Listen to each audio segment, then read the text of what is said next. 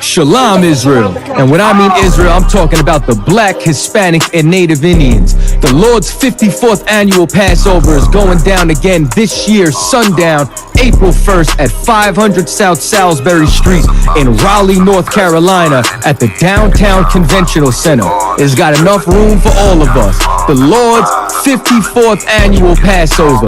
Last year, brothers and sisters showed up from all over the world, rocking ancient garments and glorious apparel in order to serve the Most High in Christ. Now, it's that time again. Commander General Yohanan is putting out the decree for all brothers and sisters to show up sundown, April 1st in Raleigh, North Carolina. Join us at the Sheraton in Raleigh, the hotel right downtown. It's at 421 South Salisbury. The Passover is right up the block at the Convention Center, literally within walking distance. Make sure you pull up. Make sure that you do your due diligence because rooms are going fast and they are limited this weekend. You understand? We have months in advance of preparation. Do not wait till the last minute to get your room. The Lord's 54th annual Passover, Saturday, April 1st in Raleigh, North Carolina. Join us there. It's about time, sending curses to them enemies.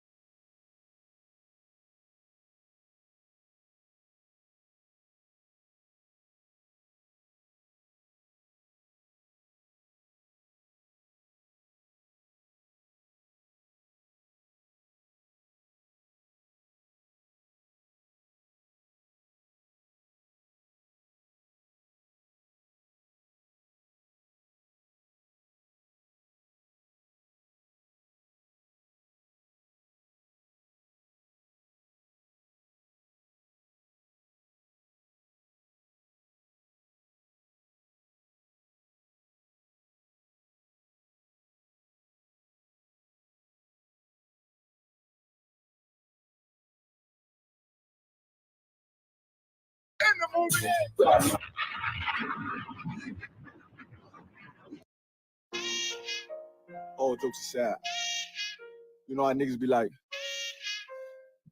I'm this and that for life, this and that for life. I'm on this for life, nigga. This a blood oath. Hey, yo, Madara, here go a class for you, my nigga. 144 the rebel. The world turned its back on me. I'm a cripple. We got soldiers, he got soldiers, but I got different ones. Ain't no way out, I tell you what. Don't pray for nothing, send the curse. We can't forgive us for forbidden. Remain in them trenches. Trust in the Lord, but please forgive me for the times that I did. If rankings given, have your respect to your apprentice. Be about your business. This loyalty and damn sinners look. Trying to pick up with a blind foot. They said there'll be many mansions. I'm just grinding for my time share. The devils ain't playing fair. They hunt you like bad pal.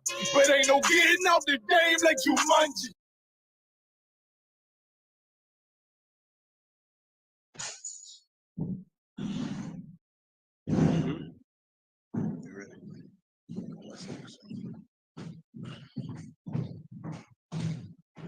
Let's clap it up. Shalom, Israel. Shalom. Welcome to another episode of Ask Ye the Prophets. I appreciate everybody tuning in. You understand, we got a lot to cover. Once again, send all your questions, anything that's on your mind, any dreams, any visions, any you think an angel came to you and said some words to you, send it in. Send in your story to askyetheprophets@gmail.com, or you could direct message us at Ask Ye the Prophets on Facebook. Support the GoFundMe. It's on the Ask Ye the Prophets page. It's called Ask Ye the Prophets GoFundMe, just to help out. Every little bit count. We trying to get equipment and different things. We got a few things that's real nice. Got some things coming. If you can support, we can blow this thing all the way out. So what I want to get into today, of course, the big buzz, is the whole George Floyd trial and the police and whether, we gonna get justice and what's going on. You understand? So, you know, they found the devil guilty, of course. They found him guilty. But the fact that Black people and brown people had to hold their breath through the whole thing, watching the trial and everything, that's proof that this place is not for us, man. The fact that out of all the murders, everything that went on, before we had cameras and video, we was like, we need to get video, we need to get video. We're gonna issue, then they said they're gonna issue the police body cameras, everybody pulling out their phone.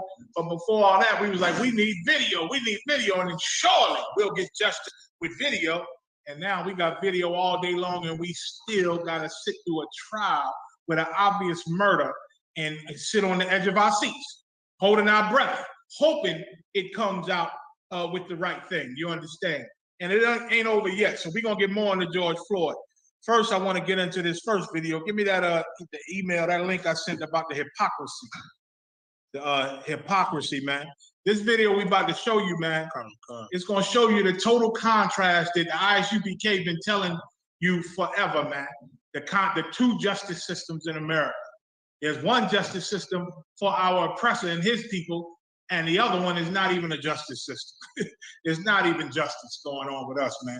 We supposed to be under the same constitution, the same laws, you understand, have the same civil liberties and civil rights, but it is not given to us like it's given to them. Because once again, when those laws and those constitutions was written, we was 3/5 of a man. We fought and marched and got our teeth knocked in and all that there just to sit at white people's counters and drink out of their fountains and sit on their toilets. And then they desegregated everything. Now we can go to the same schools they can go to. We can sit at their fountain. We can drink out of their fountains and sit at their food counters and everything. But that hatred for us, that has never left. That has never left, man. They hate us just as much as they ever hated us. You understand? They can't stand us. There's something in them that when they see us, it don't sit with them. They don't understand, and a lot of our people don't understand that feeling is biblical, man. That's biblical, and we're going to get into that too. We're going to get into that too. Edomites were saying that when police officers pull over Black people and they see us, they say the biases, whether conscious or unconscious, everything they learned from their childhood about us and all the feelings they think about us, it comes into play in split seconds. And so they quick to pull out guns because of the biases, man, that they're taught in this place. You understand? And Donald Trump, for sure, reignited all the biases in everybody, man. You understand? So when we go into these police and this beast and our oppressor, when I say our oppressor, a lot of you Negroes are simple. You might say, well, I know 2 white guys and they've been my buddies since I was young, and they stand and they march with us and they do this. Listen, when I say our oppressor, or when I say so-called white people, when I talk about them, I'm talking about them in general as a race, because that's how the Bible teaches us. The Bible teaches about Edomites, who are so-called white people, in general. When it talks about Israelites, it's speaking about in general. Who ever heard of a stereotype? Y'all heard of stereotypes, right? Black people love chicken, man. We love some fried chicken, collard greens, cornbread. We love it, right? Now, does every Black person like fried chicken? No. Does every Black person like collard greens and cornbread? No. But as a people, we damn sure love fried chicken and collard greens. You understand? So it's general. Black people love fried chicken. It's general. It doesn't mean the white people don't like it. Yes, white people love chicken. You understand? Chinese people love chicken. They little cat, dog, rat, and snail, but they love chicken too. You understand?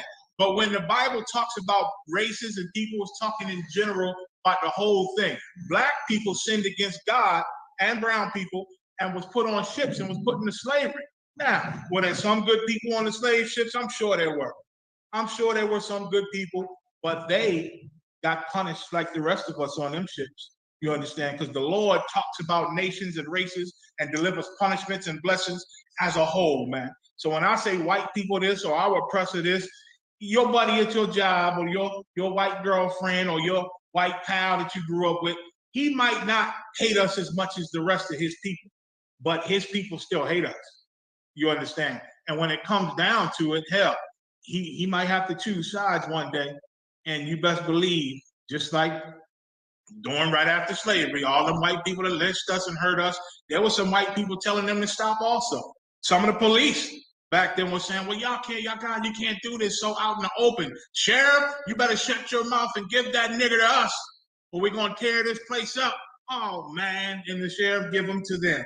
The sheriff didn't want it to happen. He trying to do his job, but those numbers, his people, he can't fight against his people. Right. And those are your so-called good white people today. They're not gonna go all out for their people. You're gonna see in the future, we got rough times coming. We got rough times coming. Before I go into it, read that first story and show the video. Read a little bit. People call out police hypocrisy after arrest of white Minnesota man who dragged officer with truck. Some of y'all might have saw this, right? People are outraged to see how police deal with their own in dangerous situations compared to how they deal with black and brown children and adults the same in what they deem as dangerous situations. Play that video, Yedaya. Carnival concert. Let me give a shout out to Lafayette too. He gave us an exclusive this morning. He got a track called Pain, man. We rocked it out as the first song on the show, man. It's rocking too, man. Florida in the house, in the building. Go ahead. Carnival concert. Oh. Oh my God.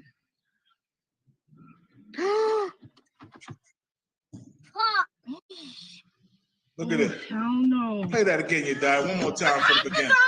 So you got an Edomite in a white truck who the police surround, right? They can hear me, right? Who the police surround him, right? They on his truck, they trying to get him. He start backing up and ramming the damn cruisers and backing into them now. Black people then tried to pull off and get away. We ain't even hit the cop car. We just tried to pull off and get away, and they murdered us, talking about he could have killed one of us with that vehicle. He could have killed a citizen with that vehicle. He could have done a lot when he just pulling off trying to get away. This devil backed up, banged into the cruiser, could have killed the guy with the shotgun right there, right behind him, banged forward, the guy hanging on, one cop hanging on to the car. You understand? He would have had his gun out if that driver was black while he's driving, banging, shooting into that damn car, man, putting his whole clip into that driver. You understand? But when it comes to them, those things don't happen. There's so much consideration. There's so much love. There's so much goddamn patience for these people, man. Our oppressors that they have for each other, but they got none for us. No patience for us. No compassion for us. And our problem is we always seeking their compassion. And we always seeking their love. There is none. Stop seeking your love from these people, man. We got to recognize that they will never love us because they wasn't created to love us, man. These are our punishments that's on this earth. These are the curse to us that God created on this earth. Stop looking for their love and compassion. They don't have any to give us, man. They don't have any. The police is not going to consider you. The problem, we got to get rid of the police. That's the answer. You understand? Don't think the police going to change. We got to get new police. We got to be the police, man. Because we the only ones going to have some love for us. Hell, and that's rare. When black and brown people join the police force, a lot of time they take on that demon and serve this beast well, like they one of them. You understand? You got a few that they call good cops, but I'll explain that later. Let's get that next story, Yedaya. Let's get the not allowed to arrest white people one. Carnival concert. You understand? So you see how they treat this old devil, man. And we see this time and time again. I've seen videos where the Edomite got a gun. And they said, drop the gun, drop the gun. He said, no, I'm not going to drop the gun. I'm not going to drop the gun. He lifts his hands up with the gun. Oh, no, I'm not going to drop it. You're not going to arrest me. And and they got all the patience in the world. They take forever. And finally, they might shoot his hand. I've seen that where they shot his hand, his gun hand, and he dropped the gun. And then they tried to rush in. But he went home. He wasn't murdered. Time and time again, those things happen. I done seen where Edomites fight the police, full out whooping their ass, hitting them in the face and everything. And they fight them and wrestling them. And he trying to get their gun. He got his hand on their gun trying to get it. With a cop hollering to his partners, he's trying to get my gun. He's trying to get my gun. But because he's an oppressor, because he's white, they don't murder him. They don't even tase him in most cases. They just fight him until they can get him. You understand? They don't handle us like that. Their answer to us, no matter what we doing, anything opposite or against anything they perceive or want done in their mind, the answer is murder. It's murder. That's the answer to us. Go ahead. Come, sir. All police forces in America are racist, man. We in a racist system, and it did not change yesterday. Go ahead. We weren't allowed to arrest white people. Pioneering Tampa officers honored for striking blow against discrimination in police department. Let's play that. Listen to these brothers, man. These are older brothers, man. But when they was on the police force, they had to go through hell trying to be police in this beast police force, man. Yeah, all black and brown people go through hell trying to be up under these oppressors, trying to work with them. And I guess since they taught us when we was young on the cartoons, if you can't beat them, join them. So they joined the police force, hoping at least, you know, they'll look at me different. At least I won't be arrested. At least I'll be down with their team. It's like joining the gang that you think is the toughest. So they joined that gang called the police force, that criminal organization, and find out that they just the back of the bus. That they're the back of the bus. Hell, me and my simple ass in the world, you die. I applied for the police force.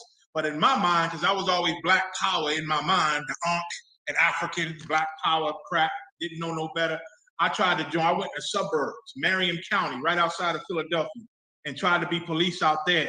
You understand? Because I told myself, I ain't arresting my people, but I'm going to go arrest them white boys. See, what I was thinking was I can go in there and probably make a change or something, or at least oppress them as hard as they oppress us. But no, the system, the game is rigged.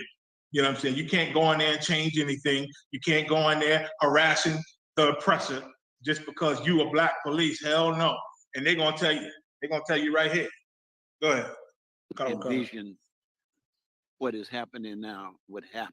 These retired Tampa policemen are being honored. Give me a 1 if y'all can hear the video. I want to make sure y'all hearing the video. Police department. Give me a 1 if the video's coming through clear. One day, and I had a detective, a burglary detective, to come out of his pocket with a packet of photographs. And he pulled them out of his pocket and walked up to me and asked me if I knew any of these N words. And that. Listen to that. Pause that, you guys. For me. James. He said, can you go back a little? He said the police come, listen, they were so blatant against their own officers that the white police would come up to the black police and say, listen, we're looking for some guys. Have you seen any of these niggas? Say that to the black cop, to his face. Show them some suspects that are black and say, have you seen any of these niggas? You familiar with these niggas here? That's how they treated us, man. Who wants to go through that? Now, why would you suffer that mess under this beast? Why? Because you think at least you part of the tough gang and they ain't gonna beat you up now? They ain't gonna beat you up. You know how many black cops that have been shot and murdered by white cops when they didn't have that uniform on? Trying to tell them, I'm the police. Bow, bow. They ask questions later. Then find out they just shot a brother. I think he was in New York, one recent brother a couple years back, man. Play. Photographs. And he pulled them out of his pocket and walked up to me and asked me if I knew any of these N words. Good. And that cemented it for me. James Dukes and 3 other black officers in Tampa, Florida, filed a federal complaint that would go on to make history. But before all that, the Fearless Four told me the racism and intimidation that black civilians felt from some white police officers also existed within the police department. You hear that? They said the racism, Paul, they said the racism that black people suffer, the civilians, the citizens, suffer at the hands of these police, which we've been suffering since they was created. Since the police force was created and patty rollers, we've been suffering that since then. They said not only do the citizens suffer that racism and oppression, but even the black cops who got to work in the same department with these devils and drive the same cars with these oppressors, they suffer the same thing, man. So why go through that, man? We got each other and that's all we need, man. I beg you, police, man, any black and brown police officer, you know the racism and the evil going on in the police force. And yesterday didn't change that. It's the same old police force. You understand? Why do it, man? There's other jobs you can get. You may not pay a lot of money. What, are you afraid? A lot of our people are filled with fear, man. We're so afraid that we'd rather be next to them, being oppressed by them, than being a normal cat walking down the street and oppressed by them. You understand? It's fear going through a lot of us. These brothers realize that these cops still hate us, man, even though we police just like them. And they hate us because of our skin. The reports found that your skin trumps your blue uniform when you on the police force, man. They said the white police, they see your skin as a stronger force than that blue uniform you got on. Fighting with them, backing them up in certain instances, man. That brown skin that you got, they just can't get past that. And that's biblical. Go ahead.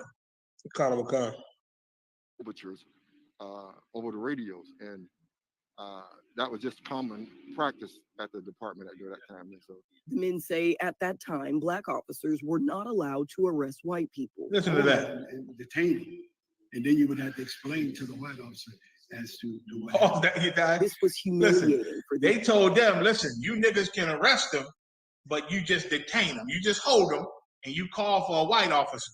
Then when the white police come, you explain to them what the problem is and why you detaining them, and then they'll take over. You take your little nigga behind somewhere else to go stop a traffic ticket, or you get somebody a ticket or something.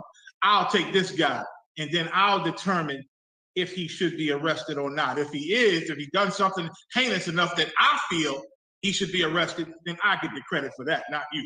You understand? But you ain't allowed to do nothing. There's a movie running on pay-per-view or Netflix or something like that. Or it was just recently running. I don't know if they stopped it or not.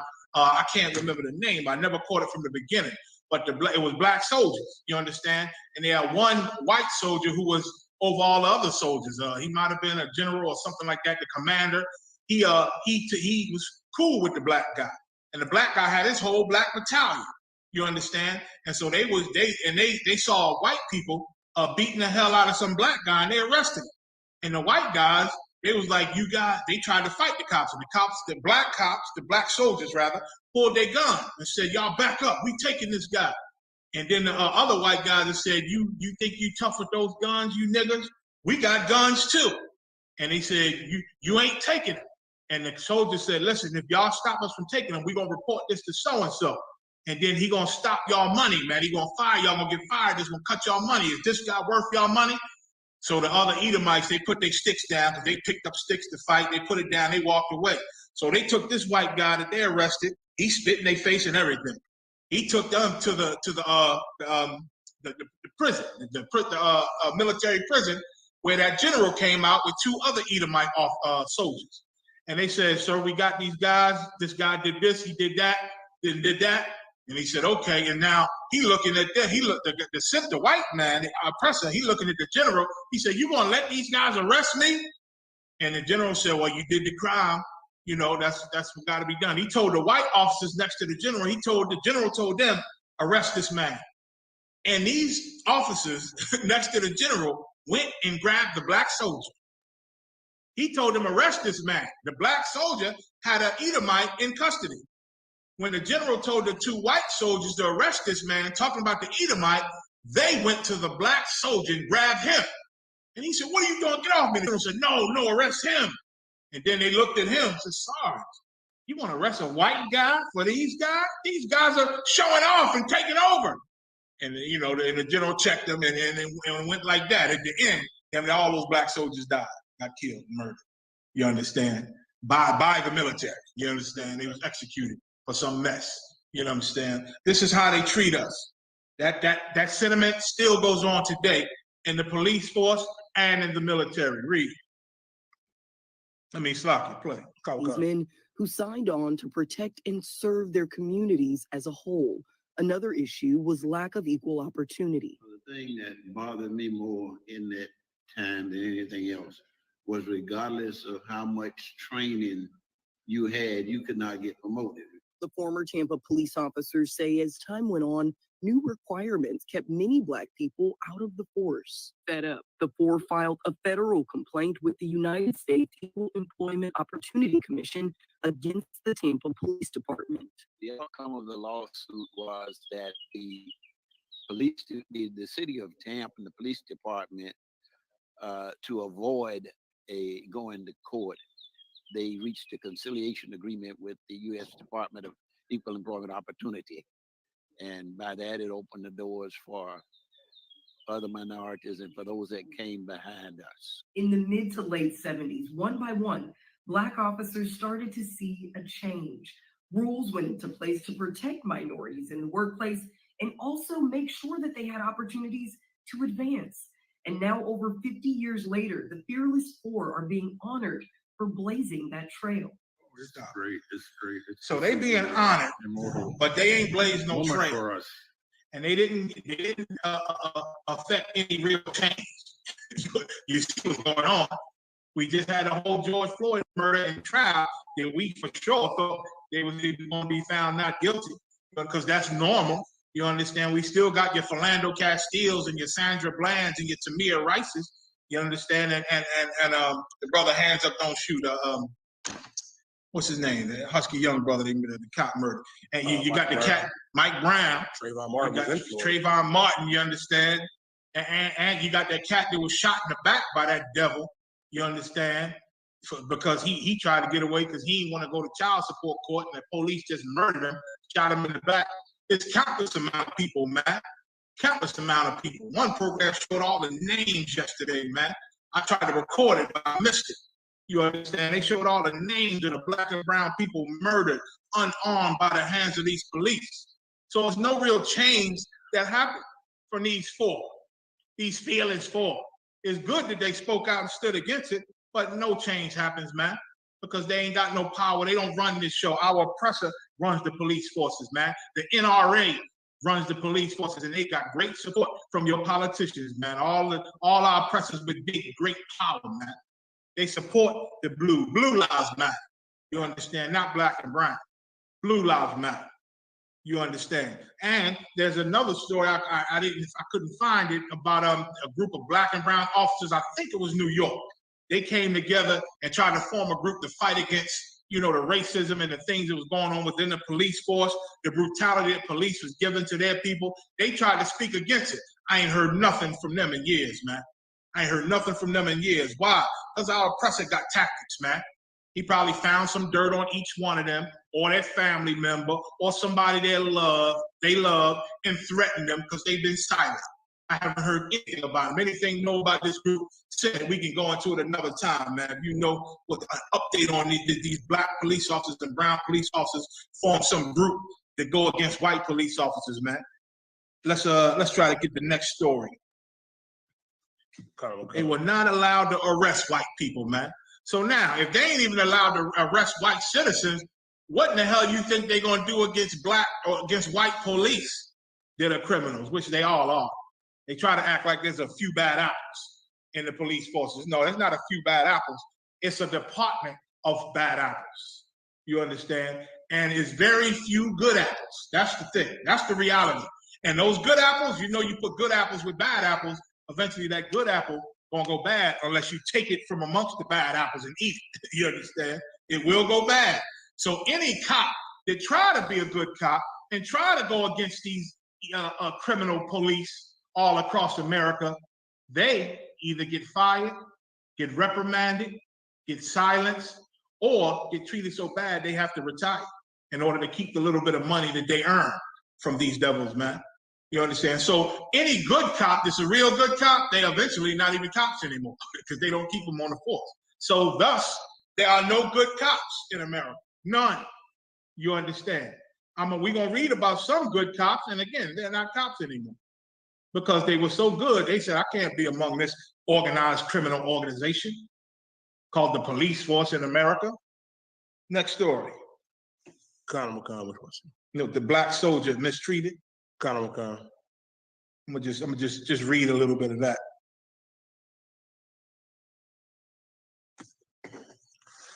Black soldier mistreatment common even before Virginia case. Right. Even before the police just pulled over that soldier in Virginia and threw him out the car and pepper sprayed him and treated him like he was a nobody, even though he was in a military uniform, told them, I'm a veteran. You know what our oppressor said? So what? I'm a veteran too, and we know how to follow orders. Get out of that car, nigga. That's really what was in his mind. Nigga disobeying me. I don't care who you are. And like it just said, that's nothing new. Black soldiers always been getting treated like this, man. Black soldiers came home from the war, and they say white citizens will see them in their uniforms and get angry and jealous and hate them because they were soldiers and thinking that they're better than a regular old down low nigger.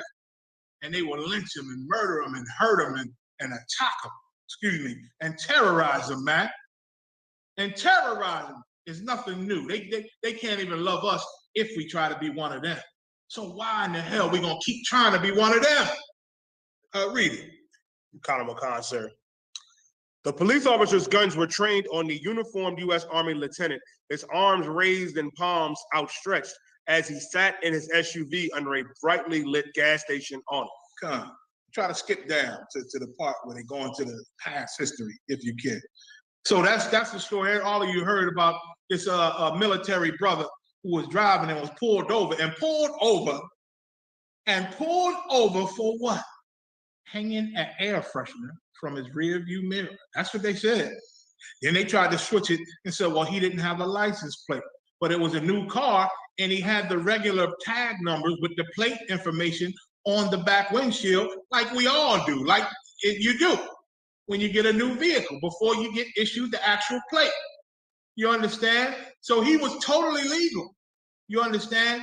And from what I'm hearing, in some states, it's illegal to hang a car freshener, air freshener from your rear view mirror, which I always say, America hates black and brown people so much that the lawmakers, they sit and have councils and meetings, probably right up in Capitol Hill or wherever, and they get reports on how black people live day to day. And they get reports on how brown people live day to day.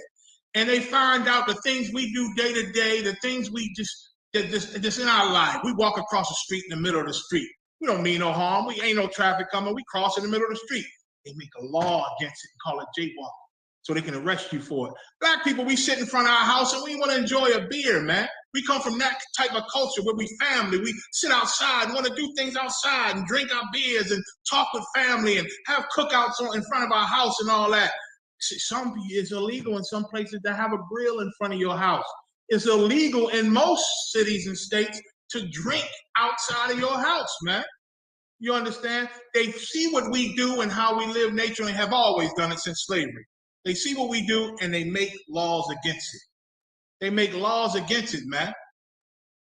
Why would you make a law against hanging an air freshener from your rear view mirror, man? Unless you see that this is what black and brown people do. This is their habit. Let's make it illegal. You understand? Meanwhile, these same laws that they make it illegal and we get arrested for, white people do it all the time and don't give a damn, and the police bypass it, man. They don't get arrested for air fresheners. They don't get arrested for jaywalking. You understand? They don't get arrested. But we get arrested, and in most cases, we end up dead because of that arrest. Because why? They say white people always commenting after this, and well, they just have to listen. They just have to comply. They have to comply. It's hard to comply when your enemy is humiliating you and trying to denigrate you and trying to take your manhood, man. The brother that watched George Floyd die, who was telling the cop, you being a bum, man, get off his neck. Let him breathe. You're just being a bum right now. He said he's still traumatized, man. Why? Because to watch his brother slowly lose his life under the knee of this devil, and he's helpless. He's helpless because everything we do is goddamn illegal. He could get murdered his damn self. He's helpless, man. He said he felt less than a man. It makes you feel horrible, man. It makes you feel less than a man that you can't jump in and rescue your brother because this system is set up like that. Mm-hmm. They train to stand around while the officers murdering your people, your women, your daughters. Other officers stand around to block you off. And they ready to murder you if you try to go past them. They form barricades around a murder so that we can't get good video. And if we can't get good video, ain't no way they're getting convicted. In most cases, they don't get indicted because we can't get a good video because there's 3 officers standing in front of the video where you can't get no video. That's a that's a tactic that they do on purpose. Hell, when we get the clear video, it's damn near nothing happens. But don't get no footage where you got to peek around a cop and around his leg, and as you move, the cop moving to block your view. That ain't good footage in court. The judge won't throw that out because the judge is just as evil and racist as them. You understand? So everything is against us in this place. Read on. Thousands of black men who served in the Civil War, World War I, and World War II were targeted because of their service and threatened assault or lynched, according to a 2017 Equal Justice Initiative report. Like, these are Negroes who decided, I love America. I'm going to fight for my country. Thought this was their country. I'm going to fight for my country. But when they came home, they found out that this was not your country. And you fighting for people that hate you. You fighting the enemy of people that hate you. So when you done fighting their enemies, you come home and got to fight them, man. Because they don't love you. They don't appreciate your service. They're not thankful for your goddamn service, black and brown man. That's why them foreigners used to say, Negro go home, Blackie go home, not your war. Not your war, black Negro. Go home. They were trying to tell the black soldiers that. We want to fight these white people. Why are you up here? We up there because we trying to be good boys for the white man. Hoping that when we come back, we say, look, master, I fought your enemy. I got my leg chopped off for your enemy. Now what you think? Nigga, shout out and put this rope around your neck. That's what they think. Nigga, shout out. Give me the other leg. That's what they think about you. There's no love in America. Don't get it twisted, man. Because you got a few white people marching with you, holding up Black Lives Matter sign. That don't stop your government from making laws against you. That don't stop these racist white supremacist police from arresting you and framing you. They just have 15 brothers, man, be found not guilty because this black cop, this was a black cop, framing them and stealing their money and taking and threatening them and telling them, listen, you're going to have to pay me some protection money. Why? Because a lot of black people and brown people, once they join this beast, once again, they're trying to please him so much, just like black people who join the military, they're trying to please him so much that they take on his spirit. They take on the spirit of the beast, man. And they start hating black and brown people just as much as our oppressor hate black and brown people, man.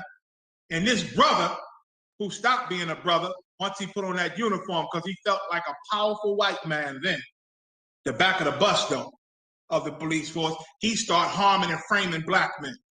And they found out that he was corrupt and a thief. And all them 15 black men that he had framed, all of them black men, they had to overturn that. Thank the Lord, man. Thank the Lord. That was 15 brothers that got their freedom, but not after about 10 years in prison. Not after a few years in prison that they found out that this nigger who had the mark of the beast had framed them, man, and lied on them, lied on all type of reports. That's what all the police do. Before they even get interviewed by the media or anybody that makes a difference, they get to go back and circle up with their brothers in blue and make a plan. What we gonna say? Well, we can't say this. We can't tell the truth because of this. What we gonna say? What we gonna put on the report? Let's put this on a report. Well, what about Johnson? He said he's not gonna lie on the report. Well, Johnson, this is your report, Johnson. We already wrote it out for you, Johnson. We just need your signature. I didn't write that. I'm not gonna sign that, Johnson. You're gonna sign this report. It's gonna be real bad for you. And they say when people do that, they eventually submit and then they get no promotion. They stopping cars for traffic the rest of their career. You understand? So why be there? Why be there, man? Blackie, go home. This is not your war. We shouldn't be in a military. We shouldn't be on a police force, man. Right. This ain't the place for us. This is not our country.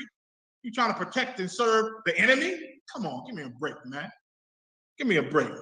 What we did, read. Khan.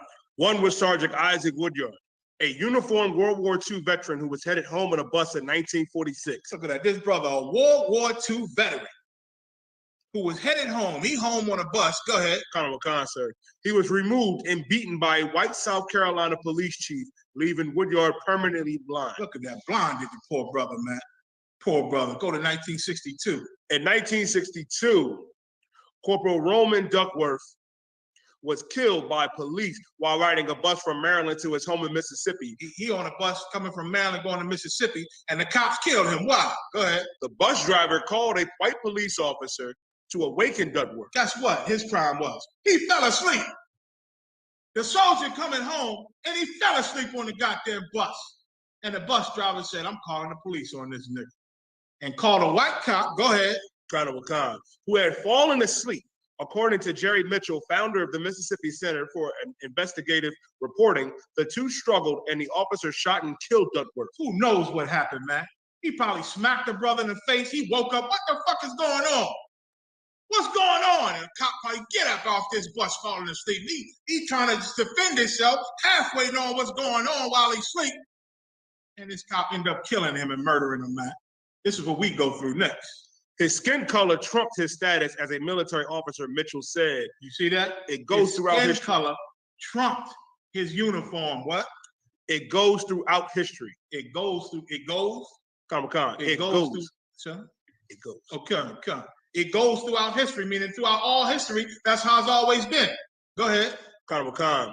Rosano Gerald, a black Army sergeant who sued the Oklahoma Highway Patrol after he was pulled over with his young son and subjected to a protracted search in 1998, said Nazaro's traffic stop shows that nothing has changed. Go ahead. We have to keep reminding people that this is not gone, said Gerald. And it's 2021, it's still not gone. Go ahead. Who won a $75,000 legal settlement 3 years after the incident. That don't stop the murders, though. They give a nigga a few dollars to shut him up. Go ahead. Colonel Khan.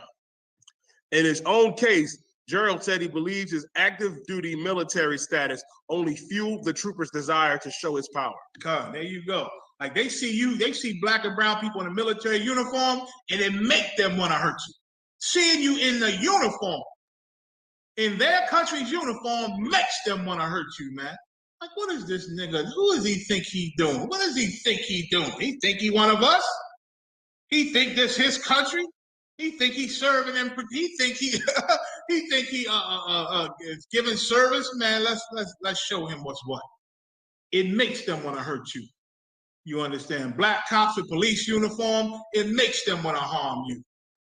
It makes them want to harm you. Go ahead. Any more? Colonel Khan. Go ahead.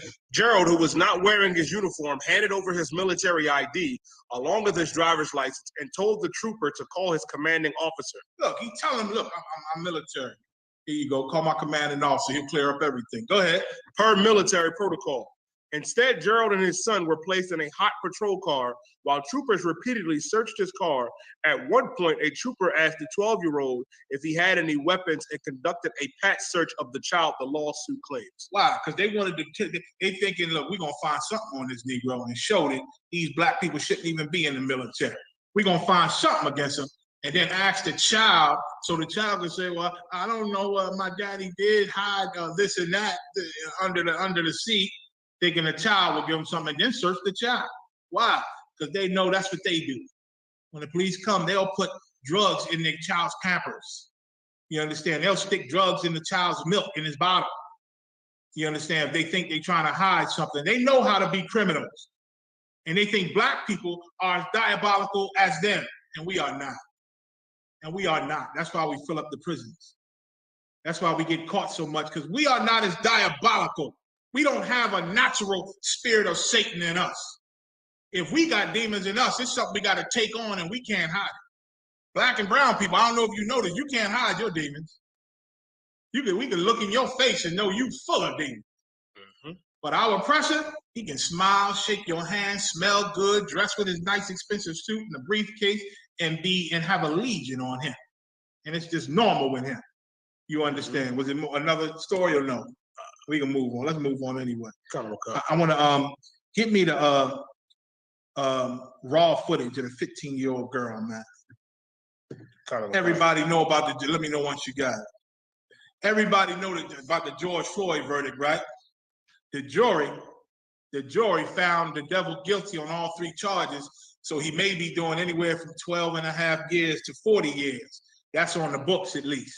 You understand? But they say whatever he get, most likely he may do 2/3 of that, whatever it is.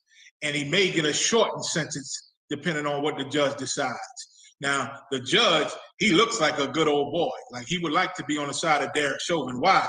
Because there was one point in the trial where they found out where the damn devil defense lawyer trying to say, well, George Floyd we think he could have died from carbon monoxide in his blood because he was so close to the exhaust from the car or the drugs. It could have been carbon monoxide, right? That was one of their excuses to try to put a reasonable doubt in the jury, because all they need is a reasonable doubt to find him not guilty, right? So in the trial, one of the experts said, yeah, he could have had carbon monoxide poisoning. He worked for the defense. And he said that could have been true. And so he left. So afterward, they didn't test George Floyd's blood. But after that, they had his blood that was tested, but the results, they didn't give to anybody. So the lab said, wait a minute, he didn't die from carbon monoxide poison. We tested his blood, and it had no carbon monoxide in it. Let me get that to the prosecutor. They went and gave it to the prosecutor. The prosecutor told the judge, listen, we got proof that carbon monoxide is off the table. That's not even a thought. We want to let the jury know. The judge said, you cannot enter that into this case. That expert, he said what he said, he's gone. Now, if you or your witnesses bring up the results of that carbon monoxide test, I'm going to declare a mistrial. How can you do that when you're supposed to be pursuing justice and truth's supposed to come out in court? You're going to say no. The smoking gun you found, and this man is innocent because you got the smoking gun. You're going to say you can't bring the smoking gun into evidence? Man, this is America. You understand? This is America. They won't even let you to bring the truth out. You understand? So George Floyd, murderer, that police officer, Derek Chauvin, was found guilty on all charges. So now we're waiting to see how he's sentenced. You understand? That doesn't mean that the justice system is right. That don't mean that the system is not broken. That was just a few jurors that decided to do the right thing. This guy is just an obvious murder. He's on his neck 9.5 minutes. I don't care how many different things the defense says he could have died from. I'm watching a murder. I'm watching a man not breathe for 9.5 minutes. I'm watching it. You understand? Now, if he high as a kite and you choke him for 9 minutes and he dies, your choking killed him, man. Your choking killed him. If he drunk out of his mind and you choke him for 9.5 minutes, you still killed him because you choked him for 9.5 minutes. The average human pass out after about 4 minutes of not breathing. You understand? You choked a man for 9.5 minutes. I don't care what drugs, what alcohol, what mental stability he had, how bad his heart was, how bad his kidney was. Who gives a damn? Whatever his problem was, you choke him for 9.5 minutes, he died, you are the murderer. Go ahead, you died. This is something that James Jenkins brought up, and I can't believe I missed this. Okay. Yesterday, the Las Vegas Raiders NFL football team posted this on their Twitter. I saw that. I can't breathe. I can breathe. I can breathe. He posted that. Now, of course, black leaders want to give him a pass. They said that the Raiders posted "I can breathe," meaning that's how we all felt. Black leaders said, well, that's how we all felt. We all took a sigh of relief after he was found guilty, and it was like we could breathe again. So when he said it, that's how we felt. We're not even mad at him. That's what a lot of people said. But a lot of people were offended. Why? Because after they killed our brother in New York, who said, I can't breathe, the police was going around saying, I can breathe, the same thing. Saying it in a derogatory manner. Saying it as a challenge to black people, like they don't give a damn. So what, he's dead. He couldn't breathe. We can breathe. We can breathe. That's what the police was saying. Evil, racist, white supremacist police. That's what they were saying after they killed the brother in New York. What was his name that died? The brother in New York selling the CDs and cigarettes that they choked to death? Mike Brown? Not Mike Brown. The big dark-skinned brother. I'm gonna smile online. Got Eric Garner. Eric Garner. After they murdered him, the police was bragging, saying, "Hi, we can breathe," making T-shirts and all that. So I understand why they angry at the Raiders for posting that. The Raiders, who? The owner, or who was it? Mark Davis, the owner, is the one that authorized this, and he said he's not taking it down. And he said he's not taking it down. Why? Because it's okay now to have that bias and to say racist things in America, and he can use the excuse, I didn't mean anything by it. I heard black people say it. They can breathe now. Now we can breathe a sigh of relief. That's what they're going to say it meant. You understand? That's what they're going to say it meant. So moving on, you understand? While we waited to hear the George Floyd verdict, This happened. You got the raw footage, the one titled Raw Footage? This happened while we waited to hear whether they was even going to give a damn that he killed George Floyd or not. And once again, that don't mean the justice system This is the came racist through. ass That don't bitch. mean this America's a good, righteous system that came through for us and held them accountable. No, this is the same racist and hateful system that has always been. It's just in a small number of jurors got together and said, man, we're gonna believe our eyes rather than the bullshit that these white defense lawyers are talking about. We're gonna believe our eyes rather than the narrative, the fake narrative that they want to feed us, the alternatives, fake lies that they feeding us on how he could have died. We saw how he died. He screamed out how he died. I can't breathe. I can't breathe. Oh my God, they're gonna kill me. Oh my God, they're gonna kill me. Please, please, Mr. Officer, please, get off my neck. Please, I can't breathe. Mama, they're trying to kill me, mama. That says it all. He didn't say, oh, I feel like my heart is too big. He didn't say, oh, y'all triggering my kidney problems. He didn't say, oh, my spleen, oh, my spleen. He didn't say, oh, I got a spinal problem in my back. The man said, I can't breathe. Please, officer, let me breathe. He died because you choked him to death, bastard. And all your lawyers are bastards. And anybody who happy with it are bastards, man. We need justice from these people. We don't need to join them. We don't need to become police and join their military. We need for them to end, man.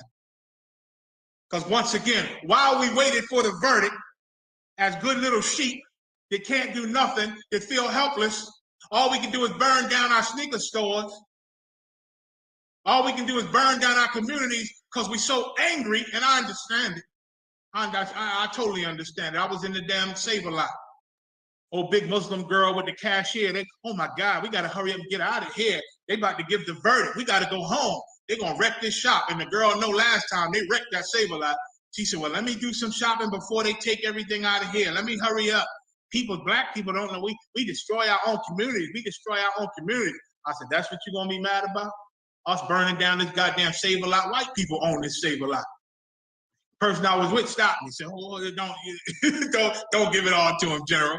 I stopped, you understand, but they had to hear some of this, man. Like, you mad because the white man's store is burned down and you can't get your goddamn chitlins? You gotta wait to buy your pork chops? When they murdered our brother, man. What do you think what do you think should be done? I'm about peace, the girl kept saying. I'm about peace, I'm about peace. Well, George Floyd's dead. I wish he could be about some peace. You understand? Eric Garner's dead. Mike Brown's dead. Tamir Rice is dead. Sandra Bland dead. Sandra Bland dead. Philando Castile dead. The brother that got shot in the back 7 times. Hitting in his car. Forget his name. He's dead. I'm sure they would like some peace too from these crooked ass police in America, man. These murderers. I'm sure they would like some peace. There is no remission of sins without bloodshed, man. You can't get free without bloodshed. I'm sorry, black and brown people. You can't get free without war. It can't happen. You understand? If it was not for our king, if it was not for our staunch obedience to the rules in the Bible, man, and our laws, we would be out here and we would be attacking the people who the problem. We'd be attacking the problem. We ain't gonna burn up no stores and steal no sneakers. We would be going to war with the police, with the military, with the government, because that's the only way. But you are not allowed to do that as Israelites, man. The Lord says, vengeance is mine. He wants us to stick together, build our family, prepare this next government that's coming on this earth until he brings our oppressors down. That's our mission, man. That's our mission. You thought it was a good thing when they said not guilty. I mean, when they said guilty, huh? When the devil got put in handcuffs and taken away. You thought it was a good thing? Well, while that was going on, this is what happened in Columbus. Read. I mean, if I could, sir. Shabaya Allah, Officer Shabaya Allah up there in North Carolina just sent me a live stream. He said they just shot a brother 3 hours ago and his body is still laying in the street today. Right today. Oh, right now. Man. Send that to us, Shabaya. I mean, we can pull it up after this. We can pull it up, whatever. They got some footage, you said? Yeah, they live right now. Okay, no sweat. Let's go to it. Let's go to, you able to? Oh, you play this first? Yeah, come on, I'm pull it up after this, sir. Okay, go ahead. This is the racist ass bitch that shot this poor fucking Look girl. at her. She laying there on the floor. You see her feet. After this, I'm gonna show you even better clip of the same thing. Stab him. The fuck shot her. This is the racist ass bitch that shot this poor fucking girl. I'm not gonna put this shit on camera. They fucking shot this girl talking about she tried to stab him. The fuck? Shot her. This is the racist ass bitch that shot this poor fucking girl. I'm not gonna put this shit on camera. They fucking shot this girl talking about she tried to stab him. Is to murder us. The fuck? They should not be over us. They don't have the ability, the compassion, the love, the care to manage us in the right way. Play the next one, Doc. It says, what does it say? Horrible murder. Columbus, Ohio. Come. Yeah, the horrible murder. Come, you got it. You want me to go to that one, sir? Yes. No, Slocky. Go to Columbus, Ohio, police shooting kills girl. Go to that first. Come. And then I want you. This brother was pissed off, man, when they killed this little girl. I want everybody to hear what he's saying. He in the right spirit. He just don't have the truth, man. Because this pissed off a lot of people. We just waiting for the George Floyd verdict. They just murdered him last year, and we angry, and they still murdering us. And on the day we waiting for the verdict, they murder our poor little sister, man. They murdered her. Not saying what she was doing was right. Black and Hispanic people, we fighting each other all the time. But we do not need our enemy to come in to stop our fight, our internal fights, because their answer to it is murder. They can't handle us. You understand? You scroll down. It's a Twitter link. I think the first Twitter link that come up where they're in the streets. Come.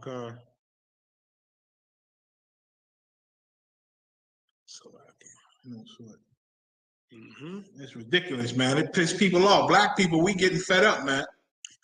I just hope we come into the truth. I'm not sure if this is. That's what the grandmother told me. No, this ain't it. Go up some more. It might be the one before this. Hold up. Let me see that. That look like it.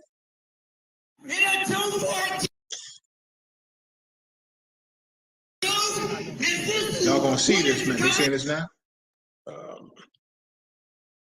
It was 52 seconds, sir? Yeah, it was short. Yeah, come, that's it, sir.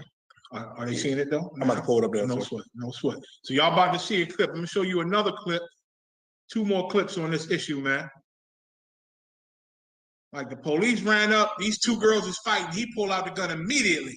He see a knife, and his first thing is bow, bow, bow, bow. You see the children fighting. I ain't sure if he see it. We all knew it. But white people, when they see us, they just see animals, man. Go ahead. And this is what it's coming to here in America. God damn! United States of America! We're not gonna sit here and just sit around while you shoot and kill us and go back in the suburbs. Over and over. Damn Keep right. killing us. We're sick. We in this. Maybe it needs to be an eye for an eye, y'all. Damn right. It's the right spirit, but you can't do it. We shoot them. Go back a little bit. Control our whole community. Somebody reach out for help. We come. You kill us. Over and go back in the suburbs. Over and over. Keep killing us. We're sick. We in this. Maybe it needs to be an eye for an eye, y'all. I said. They shoot us. We shoot them. We control our whole community. Somebody reach out for help. We come. You shoot us. We shoot you. They shoot us. We shoot them. Brothers are angry, man. They angry and they want justice. They want revenge. And that's biblical, man. The Lord said He gonna make us jealous with a no people, man. We jealous and we hurt, and we don't have the power to fight these people who murder us. I know it sounds good. It's boy, they shoot us, we shoot them. But we've been talking that for a long time, man. We just ain't got the power to beat them. We ain't got the power to shoot them when they shoot us. You understand? They didn't put things in place. They didn't put things in place where we don't have the power, man. But a day gonna come where our God and our King gonna come with angels with the power to put this beast down. You understand? And when the smoke cleared, we're gonna have the power to give justice to ourselves, man. We're gonna have justice through the Most High in Christ to stop the people that hurt us from hurting us. You understand? Through the Most High. He gonna see to it. You understand? The brother said, eye for an eye. Maybe we should return to that because their cruelty does not stop. Their murder does not stop. Right. Maybe we should take that in our hearts. If they kill us, we kill them. Hell, the carnality in me is dying. I think they kill one of us, we kill 10 of them. My carnality. But I understand the Lord don't want that. Right. We got to suffer these things. The Lord said he's long-suffering. We got to be long-suffering. Don't mean you got to be happy about it. Don't mean you got to party and accept it. Don't mean you got to hate black people because of it. No. Our enemy is the problem. He's the problem. Our oppressor is the problem. You understand? But unfortunately, we just have to build our army. We have to build our nation. So when our king, when our God does put these people down, it's a natural change of power. Right. It's a natural change of power on this earth. You understand? You cannot go out shooting and killing white people because of what they're doing to us. The Lord said, vengeance is mine. I will repay. Right. That's what he said, man. We're not allowed to. The Lord said in the Bible, anybody who harmed the head of these devils of Esau, the children of Cain, punishment gonna come on them sevenfold. Sevenfold. You understand? So you go hurt one of them, there's no protection for you. This is Satan's kingdom. That's what Satan told Christ. This is my kingdom, for it was given to me, and I give it to who I want to. And Satan, with all his power in this kingdom, he gave that power to our oppressor. You can't beat him, black man. You can't beat him, Hispanic man. So you better join the ISUPK and help us build this family and build this government. So when our God put this devil down, and he gonna put him down. Right. That's money in the bank. There ain't nothing you got to hope and guess for. That's gonna happen, whether you with us or not. Right. You understand? It's gonna happen. And when the smoke clears, it's gonna be a natural change of government and power, brothers. Right. And you're gonna know power like you ain't never known before. And the devils that survive, our oppressors that survive, will be held accountable, man. Go to that third video, the horrible murder of that sister, man. This one, I'm gonna give a discretionary caution because you're gonna see the murder of our sister. So view it with discretion. But our people should see this and feel this, man. Two girls fighting. That's how it started. Two girls fighting at a car. Go ahead.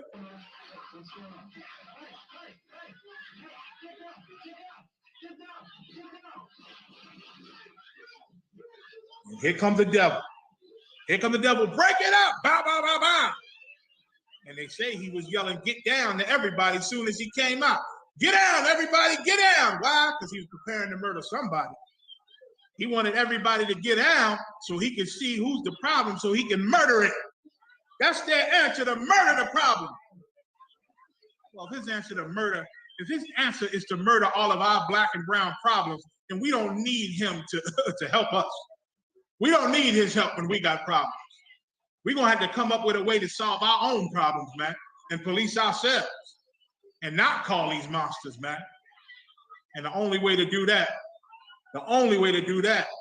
is under the power and the wisdom and the authority of a man named Commandant General Yohana. That's the only way to do that the correct way. Right. Because you try to create your own groups and police our neighborhoods, it ain't gonna work no other way. The only man that knows the rules and knows the laws and knows how to go about putting the right instructions together to protect our communities is Commander General Yohana, man. And all the soldiers that fall under him that he's taught. That's the only way. They murdered his sister. Play it one more time, in cold blood. And he must have lied and told somebody she tried to stab him. She had a knife. She fighting the sister. And he just murdered her, man, quick. No compassion, When are you bastards gonna learn how to fight, man?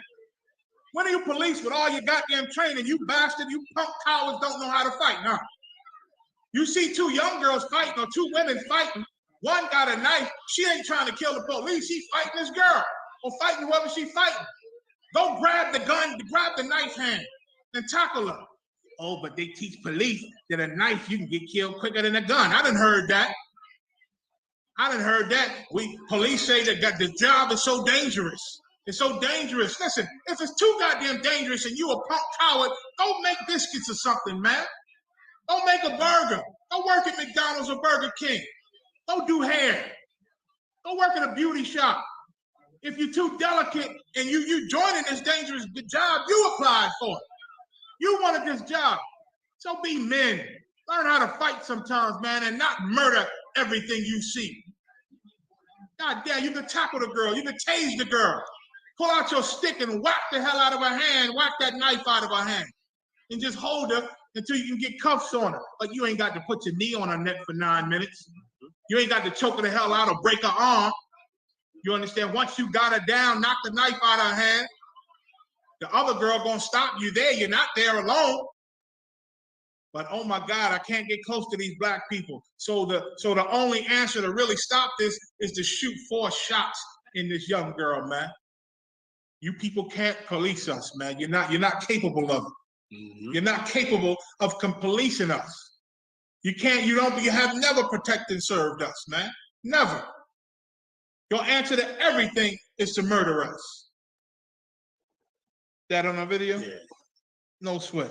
Give me Carol Horn. Come. Now we're gonna talk about a good cop. Now we're gonna talk about a real good cop and what a good cop is. It's ridiculous, man, how they treat us. Come. This sister here, she's a good cop. We're about to read about it. We're about to watch a video on a good cop. And a lot of you done seen her over the years. She done been on a different shows, man.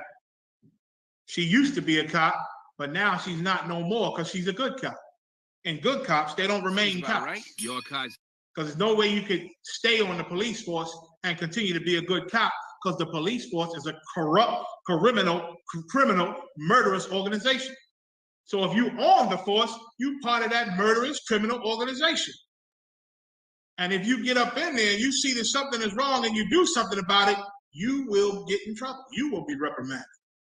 Because we can't have you good apples in here trying to corrupt us bad apples. This is a American police forces. We a bunch of bad apples. You good cops gonna come in here and try to change things? No. We'll attack you. We'll attack you.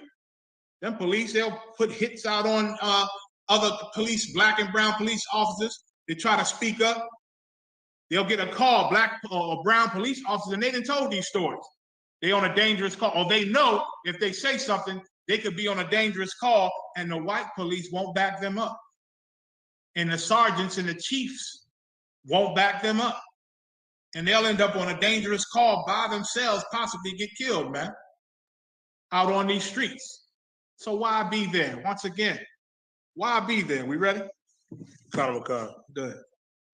I'm wondering, when you saw what happened with George Floyd and that the lack of response got them charged, I wonder how you reacted to that. I reacted by crying for 2 days because I knew that it didn't have to happen. I knew that in 2006, I had done the right thing. Damn that right. it just was not being recognized. Stop. Can you not stop that it for a they second? didn't know that I did the right And what's thing. the right thing she said? Go back a tiny bit the way she said that. What's the right thing that the sister did? For you brothers and sisters who don't know her story, she was on a police call with an Edomite, with a white police officer, right? They got this brother. The brother came out the house. I think they had him cuffed or subdued him, or they had him. He was in their custody. And this white cop began to attack the brother, choke him or punch him or a little bit of both. And she grabbed his hand and stopped him and said, wait a minute, we got him in custody. You can't stop hitting him. And told us, you got to stop. This officer punched her in the face. That's what a lot of times they don't go into that, how he punched her in the face. And then afterward, Afterward, she got reprimanded and suspended, man, by her superiors. Because that's not what you're supposed to do. You can't stop the police, no matter what they do, in the middle of an arrest. You can't stop them. So she got reprimanded and eventually either quit, retired, or got fired. And again, they cut off her money that she was owed. They cut it off. And after all these years, and after all your marching, and after how many murders, after so many murders, they finally trying to say, all right, we're going to give you a little bit of money we owe you, okay? We're going to give you that. But they don't like it. They don't feel good about it. And it ain't going to change the police force. It's not going to change the justice system. It's not going to change any of it, man. Any of it. Play. Colonel McConnell. Crying for 2 days because I knew that it didn't have to happen. I knew that in 2006, I had done the right thing, that it just was not being recognized. Not that they didn't know that I did the right thing, but because they didn't want to cross that thin blue line. You hear what she said? She said it wasn't like they didn't know she did the right thing. Police know when the right thing is done. They know when the wrong thing is done. And she knows she was right for stopping that white officer, right? But they also knew she crossed the thin white, the blue line. She crossed that blue line, that line that you can't cross, where you stop these racist animals from abusing black and brown people. That's the line. The line ain't just they could beat anybody, because once again, they don't abuse the Chinese like this. They don't abuse the Chinese like this, and China and America are in a quiet war, a cold war right now. They in a cold war right now. China hates America, and white America hates China. But they don't abuse Chinese people in America. They don't go to their neighborhoods and harass them and shoot them soon as they jump out the car. The Arabs are a full-out jihad, trying to kill Americans all the goddamn time. Right. You understand? And America hates the Arabs. They done knocked down the buildings. They done done a ton of things. Recruited white people over here to blow up things in the name of these Arabs, man. But they don't abuse and terrorize these Arabs in their neighborhoods. They don't murder them unjustly, man. They don't do it. They don't do that to no other people but black and brown people. So the thin blue line, that line is a line where when we abusing these black and brown people, you better not do a goddamn thing. The thin blue line is for the police to help them and respond while they hurting black and brown people. They're to make a barrier around them so you can't get a good video, so nobody comes into the rescue. The thin blue line is to shut your mouth when you see how we treat black and brown people. That's the thin blue line. And she just said you can't cross that thin blue line, even though they know she did the right thing. If they would have protected her, if they would have supported her, they would have been crossing that thin blue line, which is a criminal, murderous line against black and brown people. And she understands that when you're in a police force in America, you can't go there. You can't help black and brown people. Play on. Colonel McConnell. Now, fast forward here to 2020 when it happened to George Floyd. That's when it came to light, where they said, why didn't those officers do anything? Well, those officers didn't do anything because they didn't want to cross that thin blue line. Exactly. And, I just was thinking, I need to do something. They need to understand that I wrote this law in 2016 that should have been enacted. Well, actually, it shouldn't even have been a law. It shouldn't have had to be a law, but I wanted to find a solution that will force officers to have to intervene, because you have officers who do want to, but they're afraid to cross that thin blue line. Exactly. We're saying, obviously, you can just get this murked. week, the Stop courts for a second. overturned You your can get firing. murked You think crossing that thin blue line if you're an officer. They'll set you up to get murdered on these streets, man, if you cross that thin blue line on the police force, man. Anything could happen to you. They could frame you. The police are so corrupt, they'll frame you and get you arrested and get you, and get you shut down for crossing that thin blue line, man. There's a whole lot of tactics in place that they can do if you cross that thin blue line. The police force in America is the greatest and strongest organized crime criminal organization in America, man. Play. Come on, I think that the visual of what happened to George Floyd is part of the reason why your case was finally overturned. You can stop. Well, Let's I stop. think that it had a She's big talking. part to do with the climate change in this country. Can we put a It disclaimer? Can I say has been going on Yeah, since come on. forever. We don't own the But rights to this now, video. because of This is that visual, TMZ. We do we've not been own the saying rights to over this and over video. and over and over again, years and years and years ago. It didn't just start with George Floyd. It didn't just start with me. It's been going on. Or Neil Mack, I should say. It started way before us. I mean, it started with slave patrols. If you really There you want to go. go back to Slave that, but, patrols, them patty rollers. when people say, "Oh well, we didn't have slaves," And this is the get over police. it.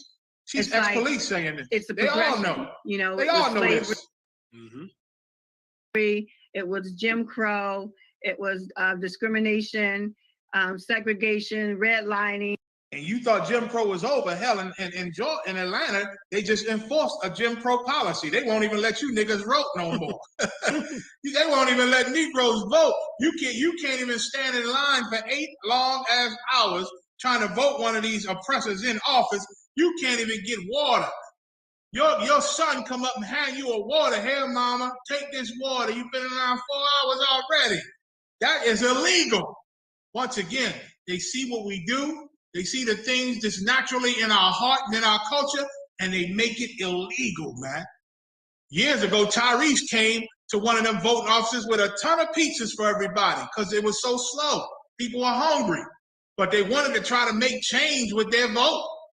You understand? And they kicked Tyrese out, even though he's famous, even though he got money.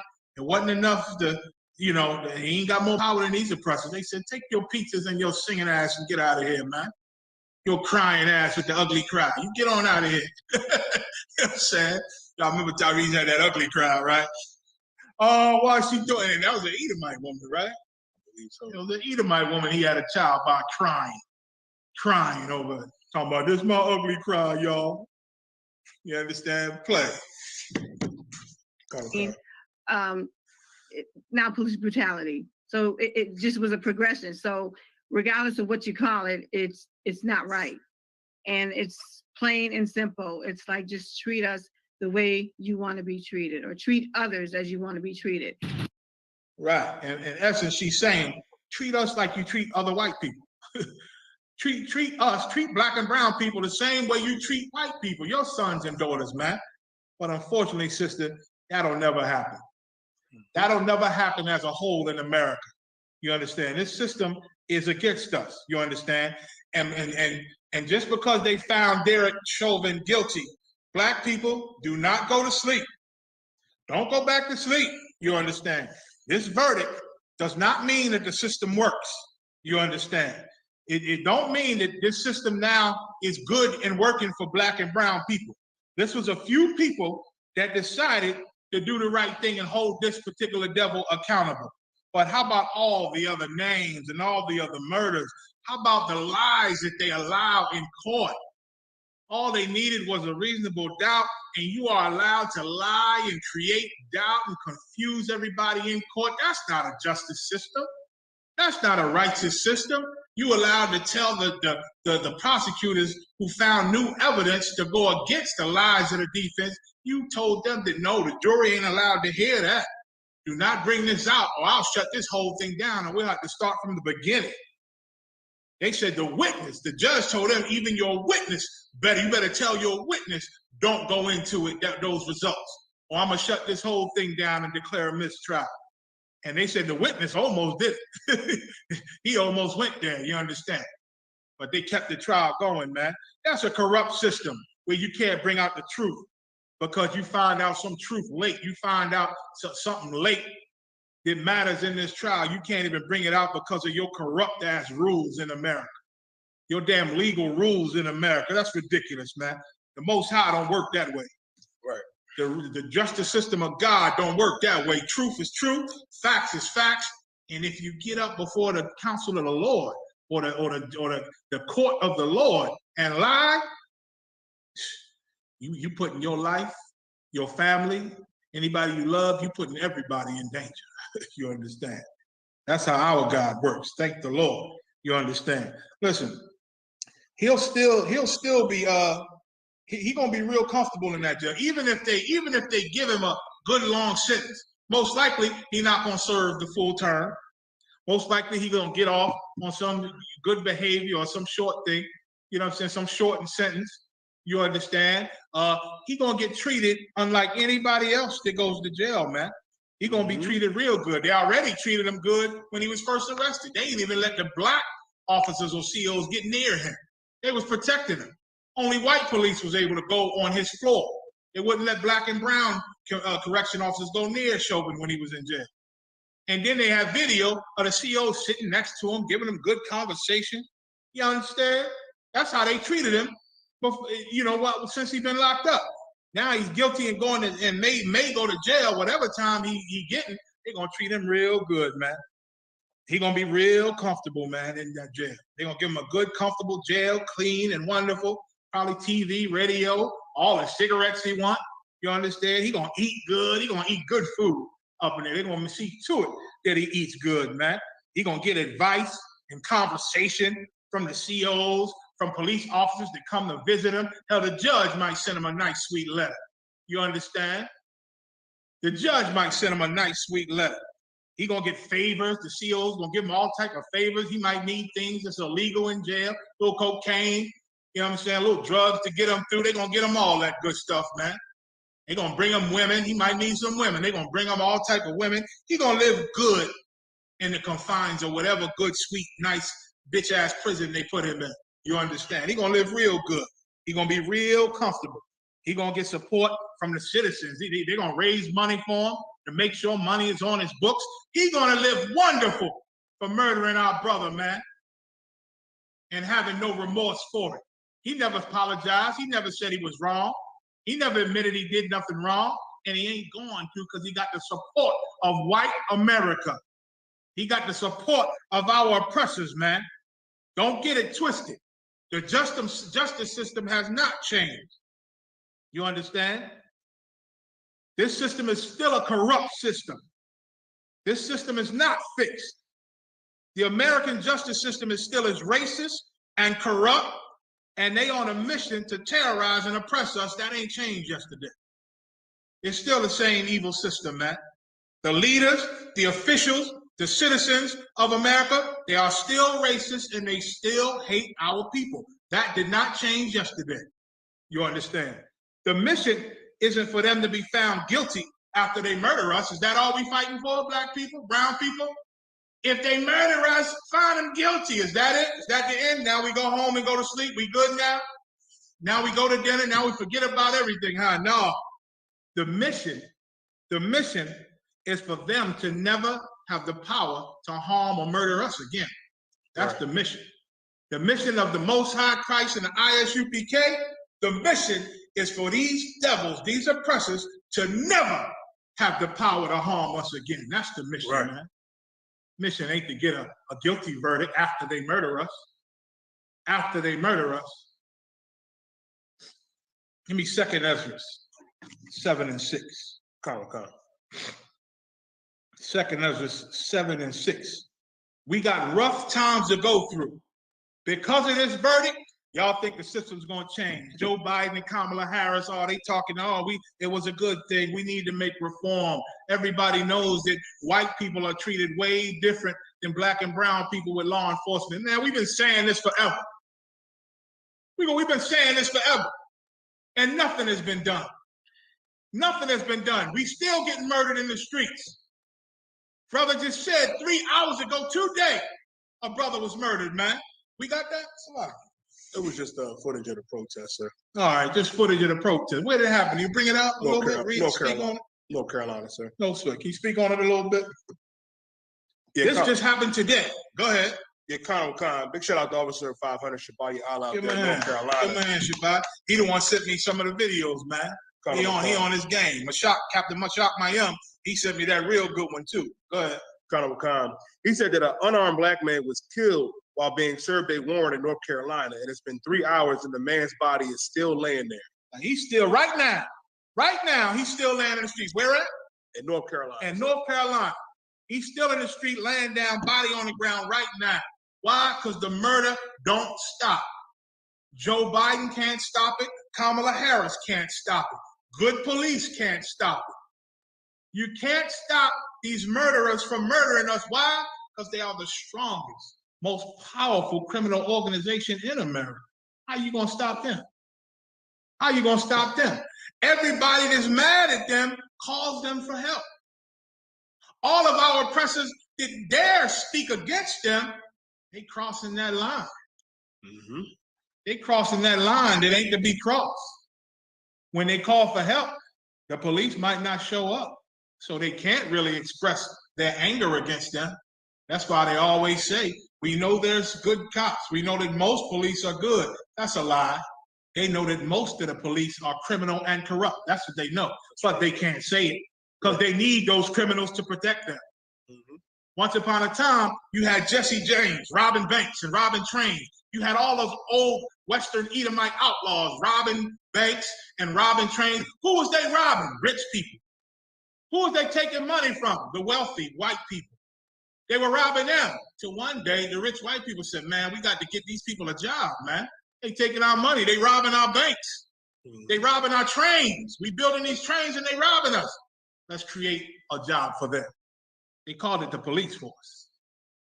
They called it firefighters. They gave them jobs, those old white murderers and criminals that robbed the rich. They gave them jobs and opened the door for them, said, murder these people. These are the people you murder and rob. These are the people you oppress. We're going to give you money for policing them. You here to serve and protect us, not rob us. You here to serve and protect us, and now you got the police force. You see how it has grown since those times. And now your old Jesse James criminals and outlaws and murderers, now they on the police force. And they get to exercise their bloodlust. They get to steal. They get to lie. They get to murder. But now they just have permission to do it. And the permission that they have to do it to, they got permission to do it to black and brown people. Not the rich that they used to rob. You understand? This is America in 2021. Go ahead. Where we at? 2nd Ezra 7-6. Go ahead. This is the book of 2nd Ezra, chapter 7 and verse 6. And I'm bringing this out to show you that if you go to sleep with this George Floyd verdict, you are sadly mistaken because white people are angry because Derek Chauvin was found guilty. The majority of our oppressors, the majority of the leaders and these racists in America, they're going to punish us.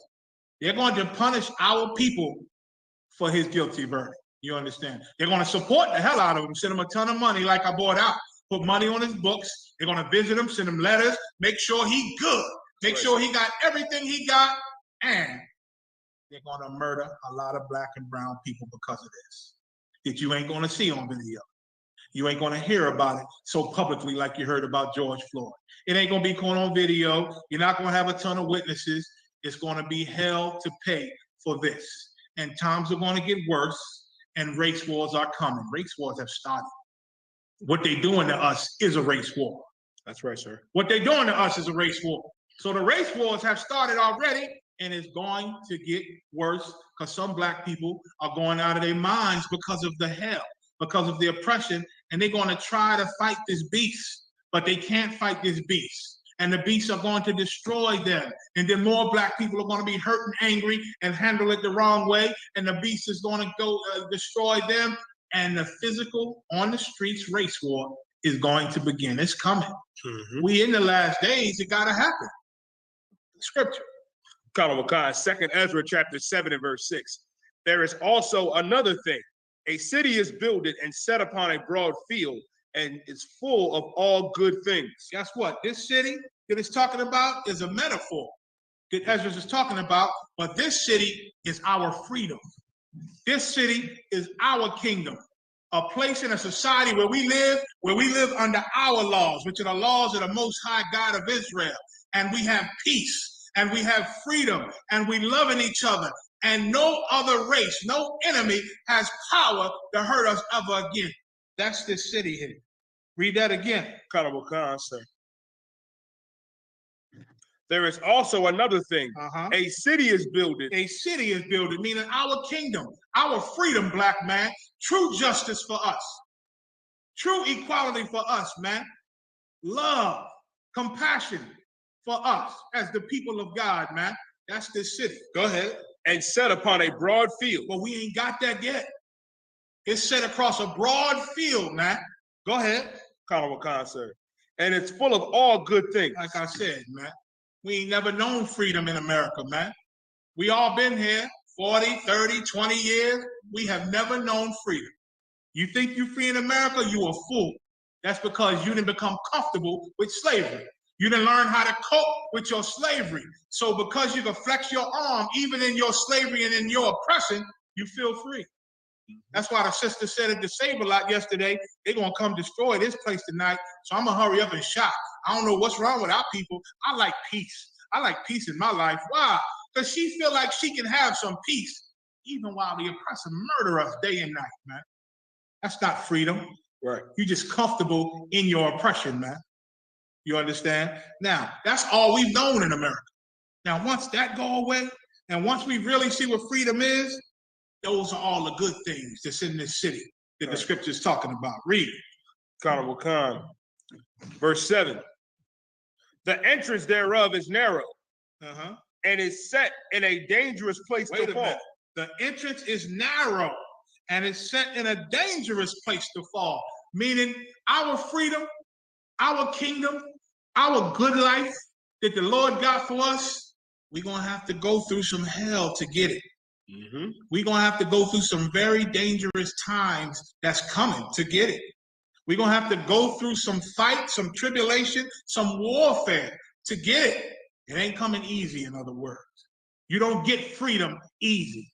Right. You don't get freedom by sitting back, making agreements with our oppressor. You don't get freedom by joining the police force of our oppressor.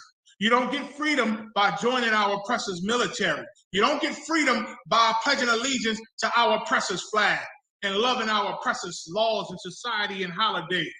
That ain't how you get freedom. You get freedom by going through this narrow, narrow entrance that's set in a dangerous place, brothers and sisters. And we all got to go through it. Go ahead.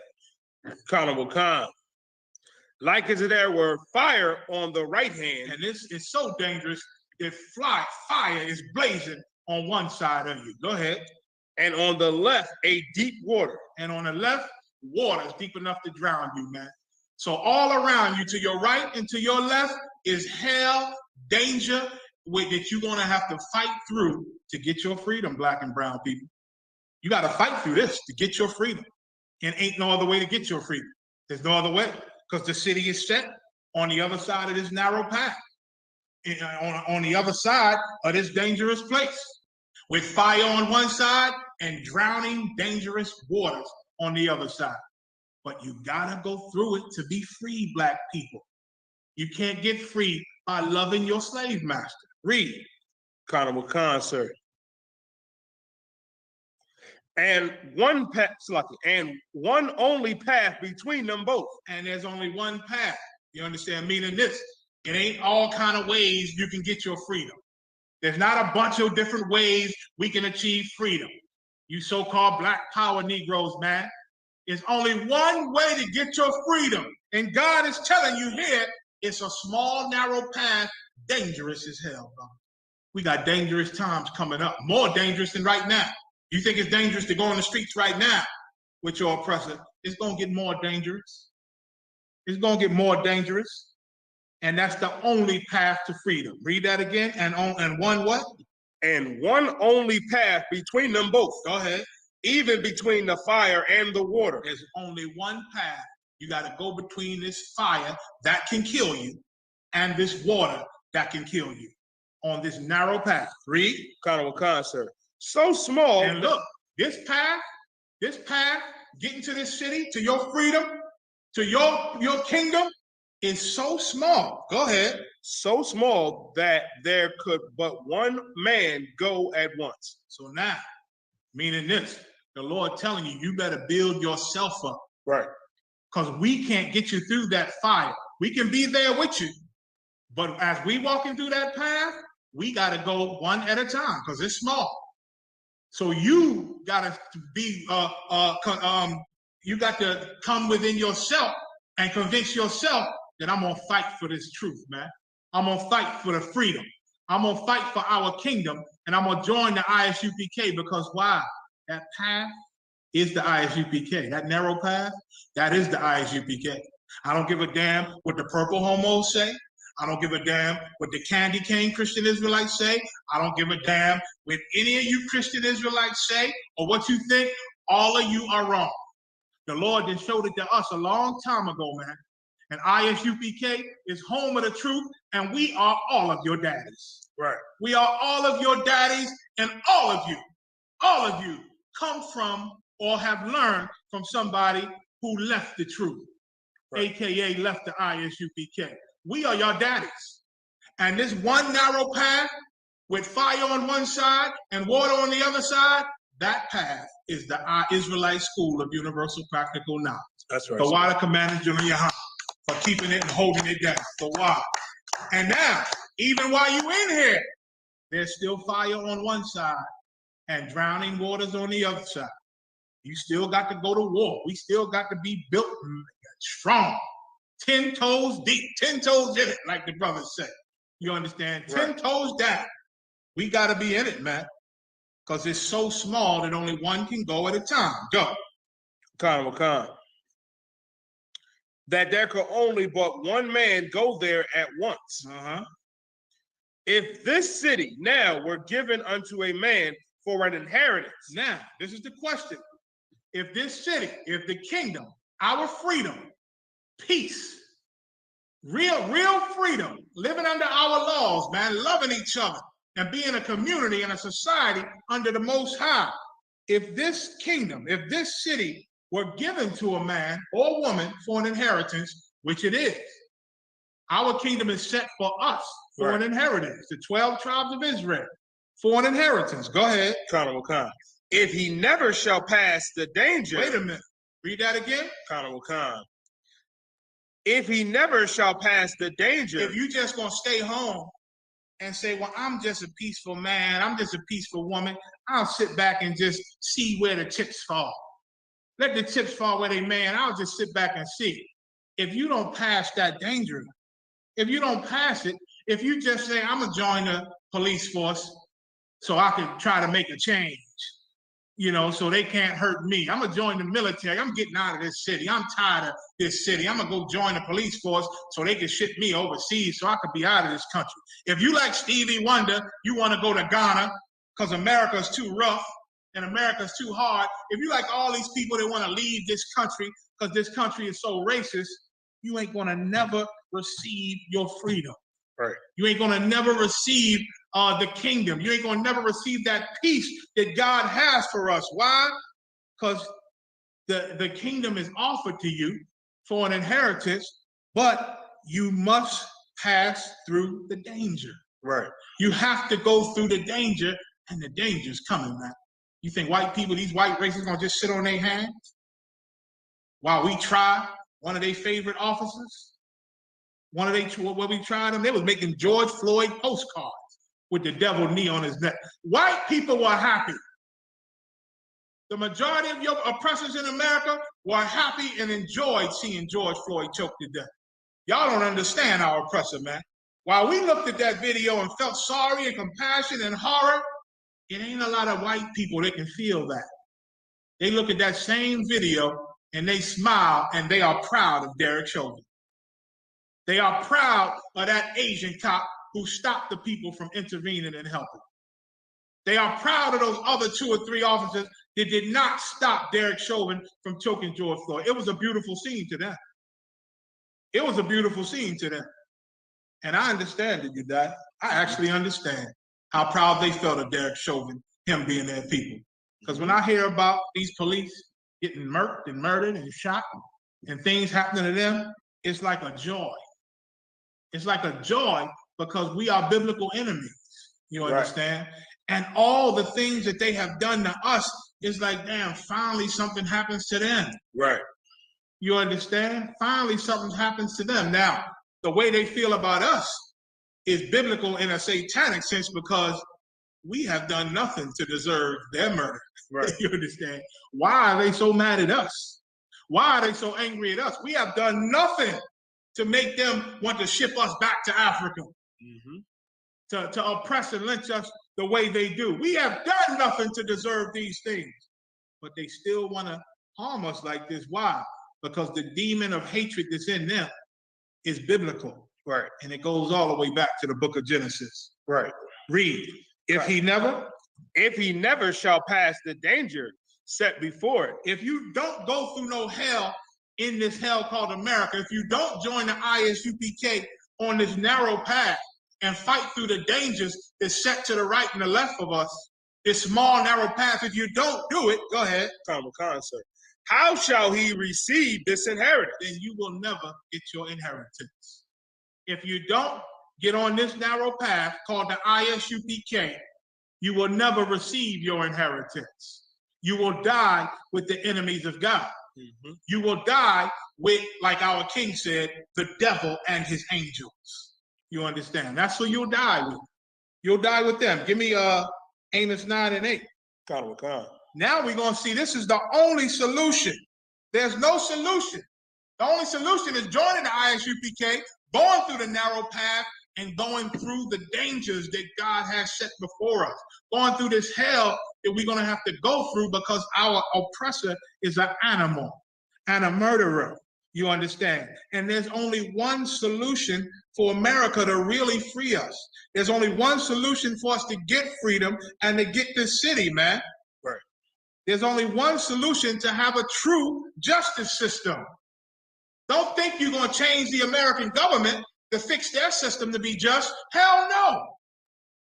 So there's only one way to get a true justice system and a true set of laws, and it's a peaceful society that's fair and righteous. There's only one way. Read.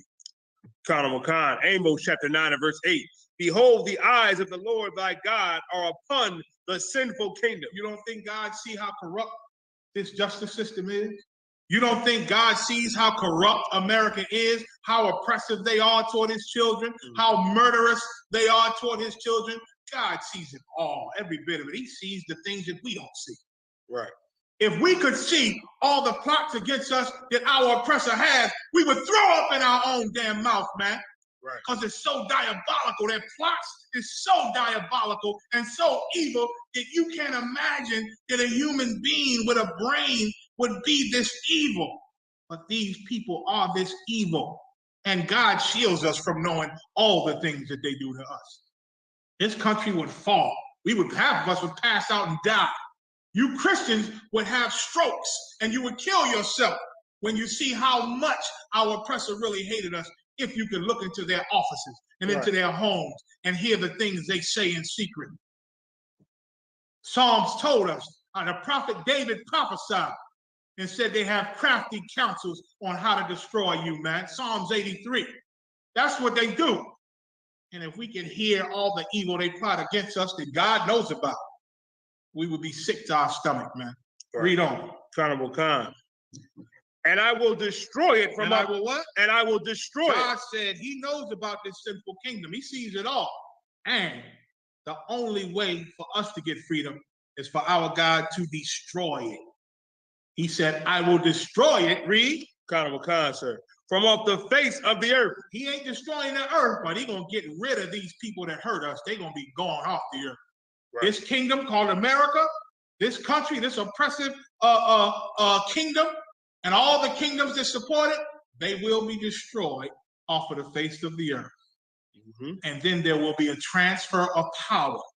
You understand? There will be a transfer of power, and unlike Donald Trump, they are going to leave the White House. They're going to get their ass out of our White House. You understand? Right. They're going to leave their house, the black house called the Kingdom of Heaven, the land of Israel. They're getting the hell out of that. No doubt. Right. No doubt. You understand? Go ahead. Carnival Khan, sir.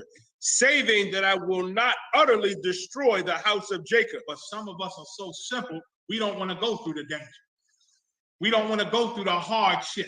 We don't want to join the ISUPK and be disciplined and call men sir. and start from the beginning and build yourself up, man. We want to do our own thing and go around sideways, some other road, some other path. But there's only one path. Scripture just told you that. You want to take these other paths, you know, the Lord said, I will not utterly destroy the house of Israel. That don't mean he ain't going to destroy some Israelites. Some Israelites are going to be destroyed because they can't let go of our oppressor. They can't see the evil in them. They want to still try to make this monster, this beast, love us when he cannot love us. It's impossible for him to love us. But they're going to still fight for it. They're not going to receive this, man. And a lot of them going to be destroyed. Right. A lot of you so full of pride, you don't want to join the ISUPK. I know them brothers is right, but they think they the only one. They think God said we the only one. Right. It's only one path. There's only one truth, one brotherhood, one body, man. One. And we are not affiliated with no other Israelite group. Right. You understand? But there's still only one. And if you got too much pride, if you got too much stupidity, if you ain't humble enough to go through this narrow path and to go through these dangers and be in order and be disciplined and be a real soldier, you're not going to get it, man. The Lord is going to destroy you. He said saving. He's going to destroy the sinful kingdom. That's, you know, once again, money in the bank. But he says saving that I will not utterly destroy the house of Jacob. Utterly means completely. He ain't going to completely destroy us because a lot of us, we're going to go on that narrow path. Right. Anybody in the ISUPK, you on the narrow path. And we got hard times to come to. Jake in the world going to go through them narrow, you know, got hell to come. The Christian Israelites, you got hell coming to you. And even on this narrow path in the ISUPK, we going to go through a lot of hardship. But guess what? We're standing with the Lord in the ISUPK. That path going to be a lot easier to get through. Right. You're going to be trained up well in knowing how to cross that path. You and you alone. You understand? So he says, saving, he will not utterly destroy the house of Israel. Jacob, go ahead. Kind saith the Lord. Give me Ezekiel 35:5. And God said this. God said this. You understand? Everything we read and comes from the mouth of God. I didn't say there's only one school. I didn't say there's only one body. I didn't say, no, you can't have a lot of different Israelite groups. We should all come together, even though we believe in a whole bunch of goddamn different things. We should all come together. I never said that. God said that in the Bible. Right. He said that's confusion. He said you can't be unequally yoked. He said there's only one body. He said there's only one narrow path to get through this fire and these drowning waters. He said that. Mm-hmm. You understand? Read. Colonel Khan, sir. This is the book of Ezekiel, chapter 35 and verse 5. And this is how God feels about our oppression. Once again, there's only one solution to our freedom, black man and woman, Hispanic man and woman, Native American man and woman. There's only one solution. Read.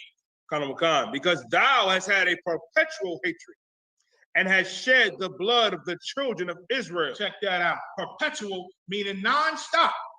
Non-stop. And you see what's going on. George Floyd. The day of his verdict, they murder a 15-year-old girl in Columbus. Mm-hmm. We, the day after the verdict, today, 3 hours ago, brother body still laying in the street in North Carolina. Mm-hmm. You understand? The murders don't stop. Right. They done had a perpetual hatred for us, and they're incapable of operating any other way. Right. So let's give up trying to change them. Right. Let's give up trying to make them right, trying to make them see what we see, trying to make them feel the compassion that we feel. You cannot do it. So let's take that fight and that love and that need for affection and let's give it to each other, black and Hispanic man, black and brown people. All we got is each other, and that's all we're going to ever have. And that's all we need. That's the good news. Our king was a black and brown man. Our God is black and brown. The angels of God are black and brown. All the prophets are black and brown. What do we need after that? I tell my family all the time. I tell friends, anybody I talk to, man. I said, I ain't worried about none of that. I work for the man who controls life and death. I mean, that's who I work for. That's who employs me. You understand? That's my boss. That's who I get my orders from. The man, the God that controls life or death. So why the hell am I afraid of any goddamn thing else? Ain't nothing out here that can make a UPK soldier afraid. Because we work for the God that controls life or death. Right. Nothing dies without his say-so. Nothing lives without his say-so. And we work for him. That's the blessing of being on this narrow path. Right. That's the blessing and the confidence that you should have in going through this fire on your right and this drowning deep water on your left. That we work for the man that controls life or death. Daniel was in a damn lion's den for days with hungry lions. They stopped feeding the lions because they wanted them to eat Daniel. But Daniel worked for the man that controlled life or death. Right. And the lions did not touch him. And eventually, the God that controls life or death brought Daniel food, and the king pulled Daniel out of that den, and threw them bastards, them evil bastards who caused them to get thrown in the den, he threw them in the den, and the lions were so hungry, they immediately ate these people, man. Right. But Daniel was safe. Guess what? Daniel rode with 3 brothers. Y'all heard of them? Shadrach, Meshach, Abednego? That's right. He rode with 3 soldiers, man, that worked for the God that controlled life or death, right. And they was put in a fiery furnace. And guess what happened? Nothing on them burned.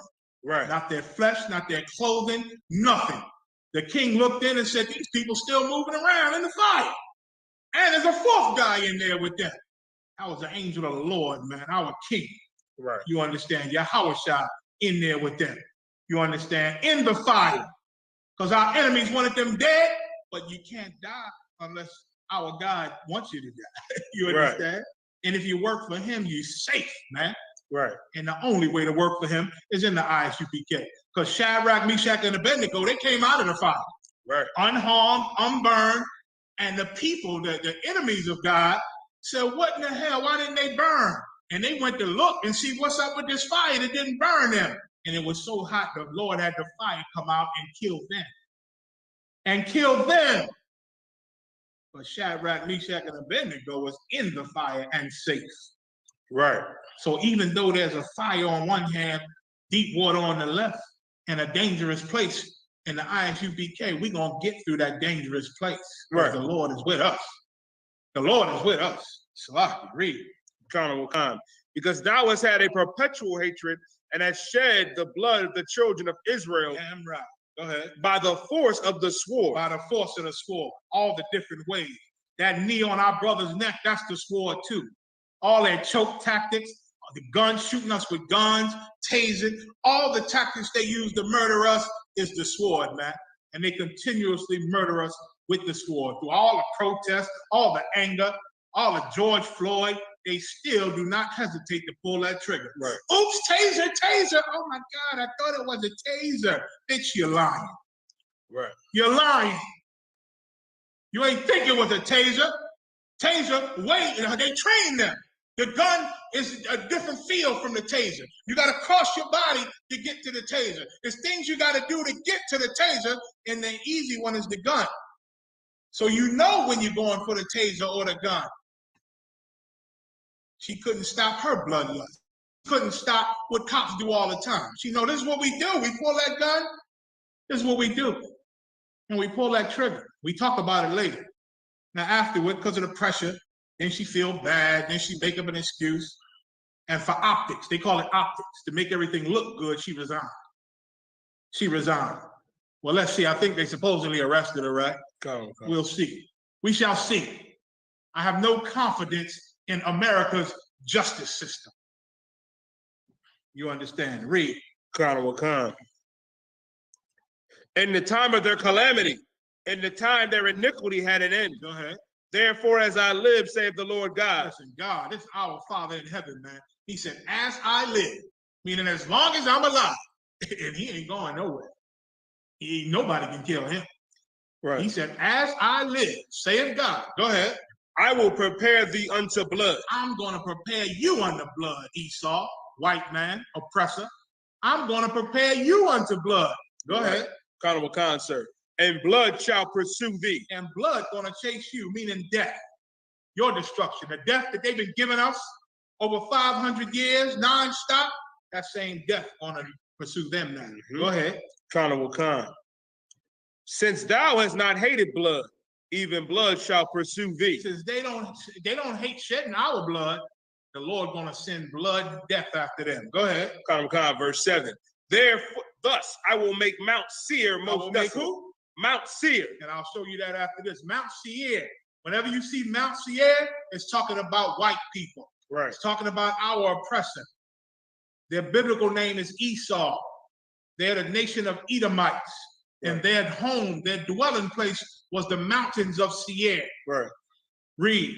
Carnival Khan. Most desolate, and cut off from it him that passeth out, and him that returneth. So he's going to destroy the people from Mount Seir. Go ahead. Carnival Khan, verse 8.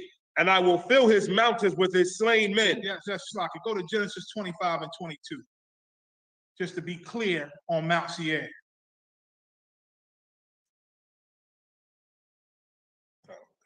Just to be clear on it.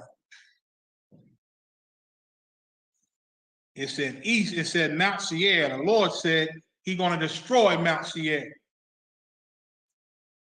Now we're going to read about that. Let's go to the beginning first. We're going to read about a baby named Esau. And we're going to read about his connection to Mount Seir. Go ahead. Carnival Khan, it's the book of Genesis, chapter 25 and verse 22. And the children struggled together within her. Those children are talking about Jacob and Esau. We are the father of our race, Jacob, and the father of the white race, no matter which white people, American, Russian, Jewish, any of them. Caucasian people, their father's name was Esau. And they were two babies in the same womb of the same mother. And while they were in their mother's womb, they struggled, meaning they fought. We've been fighting him since we were in our mother's womb. Go ahead. Carnival Khan. And if she said, if it be so, why am I thus? And she asked the Lord, you blessed me to get pregnant, but I thought I wouldn't get pregnant. Now I'm pregnant and with twins. Why are they fighting inside of me? Why am I thus? Why am I this way? Go ahead. Carnival Khan. And the Lord said unto her, 2 nations are in thy womb. Stop. 2 nations, go ahead, keep reading. 2 nations are in thy womb, meaning 2 races. Your nation is your race. 2 different races of people are in your woman, in your stomach. Go ahead. Carnival Khan. And 2 manner of people shall be separated from thy bowels. And 2 manner of people, meaning 2 different races having 2 different mannerisms, 2 different spirits, 2 different characteristics. That's why we can watch George Floyd's murder and be horrified. And there's a lot of people that can watch it with total joy. There's a lot of our oppressors that can watch George Floyd be murdered with total joy. Why? Because 2 different manners are in us. That's why the Rodney King verdict so long ago, it was the reaction of black people and white people was totally different. Why? Because 2 mannerisms are inside of us, man. That's how God created us. Right. They can't sympathize with us. I repeat, they can't sympathize with us. And we should not be sympathizing with them. Read. Carnival Khan. So go down to 25. Time's sake. Carnival Khan. And after that came out his brother and his go before that. Carnival Khan. Verse 24. And when her days to be delivered were fulfilled, behold, there were twins in her womb. And the first came out red. 25. And the first came out. Carnival Khan. Yeah, 25. Go ahead. And the first came out red. And the first baby, which is Esau, which is the father of the Caucasian/white race, our oppressors, he came out what?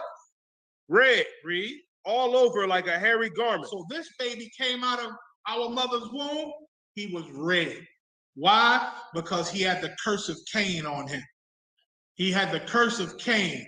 He had blood showing forth through that skin. He had no melanin, no hue in his skin, so the blood showed forth through the skin. He came out red, and he was a hairy little red bastard, man. Like hairy. Who's hairy today? What Edomite? Back when I came to the truth, you had that wrestler, George the Animal Steel. We used to talk about how hairy he was. That's the perfect Edomite. Y'all ever saw the Addams Family? Little It running around? Right. That was the so-called white man when he was born. He came out red like a little ball of hair. Hairy all over. Go ahead. Carnival Khan. And they called his name Esau. And his name was called Esau, meaning wasted away. Because why? They wasn't used to seeing your people. They were surprised the way he was born. Look, he was born like a dead, like he was dead. Like when you die, you turn pale. That's what they was used to seeing. Like one dead. They called his name Esau, Ishah in the Hebrew, which means wasted away. Go ahead. Khan. And after that came out his brother. And they never described how Jacob looked, how Israel looked when he was born. Why? Because he came out normal, like a normal human being. He had hue. He had pigment. He had melanin. He came out brown, one of the shades of brown. Go to Genesis 36:8. So Esau, and when you look at white people today, look at Caucasians, really look at them, especially if they got on a white shirt or they wearing something white. You look at that white shirt or that white piece of clothing they got, then look at their skin. I don't care what tone they are, what complexion they are, what shade they are all different shades of red because their daddy Esau came out red. And it's beautiful when you at camp, you bringing that out, find you an Edomite and say hi to them, bring them up, be professional, and ask them, what color is your shirt? And then ask them, is your skin the same color as your shirt? They're going to look and they're going to see for the first time in their life, no, it's not. So how can you be white if your shirt is white and you're not the same color? I'm kind of like, I'm a redneck. Or they'll say something funny. A lot of them will make a joke. But you point out to the people, these are the red people of the earth, not the Native American Indians. Right. These are the red people of the earth. Esau. Right. Esau. Read. Khan. Genesis 36:8. Thus dwelt Esau in Mount Seir. Thus dwelt Esau, the Caucasians, their father, Edomites. Go ahead. In what? In Mount Seir. In Mount Seir. God just said he's going to destroy the people of Mount Seir. Right. He's going to destroy them. So it's bringing you home to who he's talking about. Mount Seir is talking about that red baby Esau. Go ahead. Khan. Esau is Edom. Esau is Edom. Edom. They are the Edomites. Edom means red. They are the Edomites, the nation of red people. So Esau, Edom, and Mount Seir are talking about our oppressors, our modern day oppressors, the so-called white man, the so-called Caucasian, whatever you want to call them. These are those people that God is going to destroy. Right. That God is going to destroy their sinful kingdom and destroy them for their perpetual hatred against the children of God, for their perpetual hatred against Israelites, man. And that's a beautiful day. And that's the one thing we can have faith and hope in. But you can't just have faith and hope on the outside and get it, because God said there's one and only small, narrow path. And that path is the ISUPK. Right. And unless you come in here and get yourself right and prepare yourself, you ain't going to never get that city on the other side, which is your freedom, which is peace, which is a righteous justice system, which is a righteous set of laws, fair treatment for all of us, and love and brotherhood and sisterhood like the UPK trying to show the world even in 2021. Right. Even in this hell called America, we trying to show you a piece of the kingdom, and a lot of you too stubborn. A lot of you too evil and too wicked and too in love with America and this beast to humble yourselves and come get in order with us, man. Right. You will call men sir, whether you like it or not. But it's going to make you better, because a lot of you is real bitch made right now. I just got to tell it like it is. I see your videos and I see you talking. A lot of you is real sweet and bitch made, and you ain't ready for this war that's coming, man. You ain't ready for the danger that's set in front of us to get our freedom, man. Right. You're not ready for it, man. And I hear a lot of you try to take neutral sides. Yeah, I saw the ISUPK and I saw the other guys, and I ain't taking no sides. I'm going to be neutral. I'm going to be this. But look, it was wrong on both sides. Stop talking like a goddamn woman. Right. Life is all about war, and that's it. Right. That's it. Nothing else. Just war. You understand? And are you going to war and go through this danger for your freedom, black and brown people, or are you going to continue to be bitch made? With that, I'll see y'all next week, Lord willing, man. That's the Ashley the Prophets. And Salaki. Let me Salaki with the time. Let me make some announcements, not a game, man. Everybody not the game that I go out there and die for. and play every game like it's my last. Not the game. We're talking about practice, man. I mean, how silly is that? When we're talking about practice.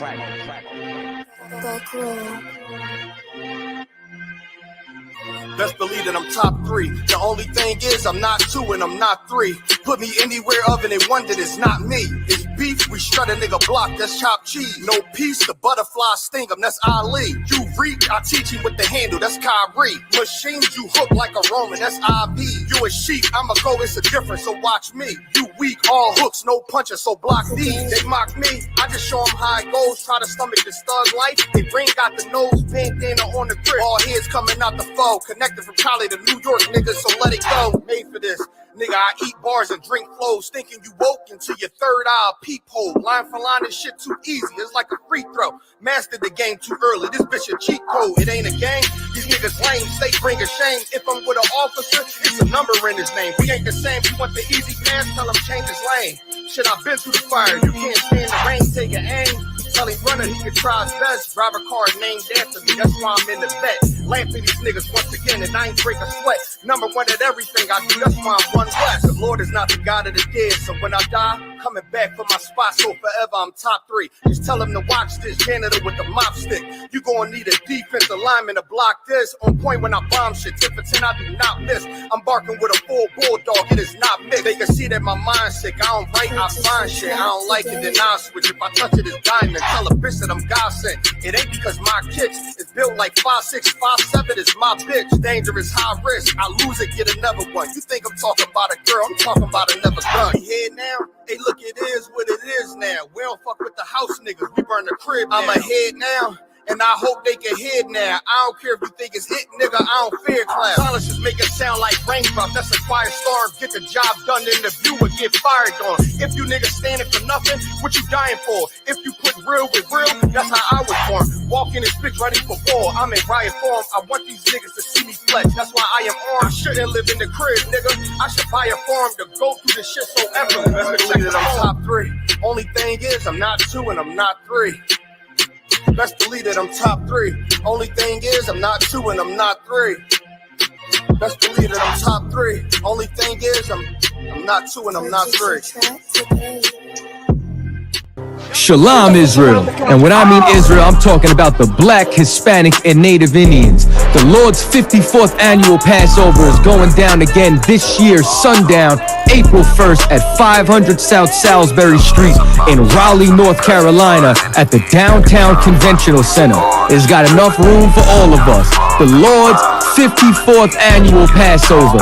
Last year, brothers and sisters showed up from all over the world, rocking ancient garments and glorious apparel in order to serve the Most High in Christ. Now, it's that time again. Commander General Yohanan is putting out the decree for all brothers and sisters to show up sundown, April 1st in Raleigh, North Carolina. Join us at the Sheridan in Raleigh, the hotel right downtown. It's at 421 South Salisbury. The Passover is right up the block at the convention center, literally within walking distance. Make sure you pull up. Make sure that you do your due diligence because rooms are going fast and they are limited this weekend. You understand? We have months in advance of preparation. Do not wait till the last minute to get your room. The Lord's 54th annual Passover, Saturday, April 1st in Raleigh, North Carolina. Join us there. It's about time, sending curses to them enemies.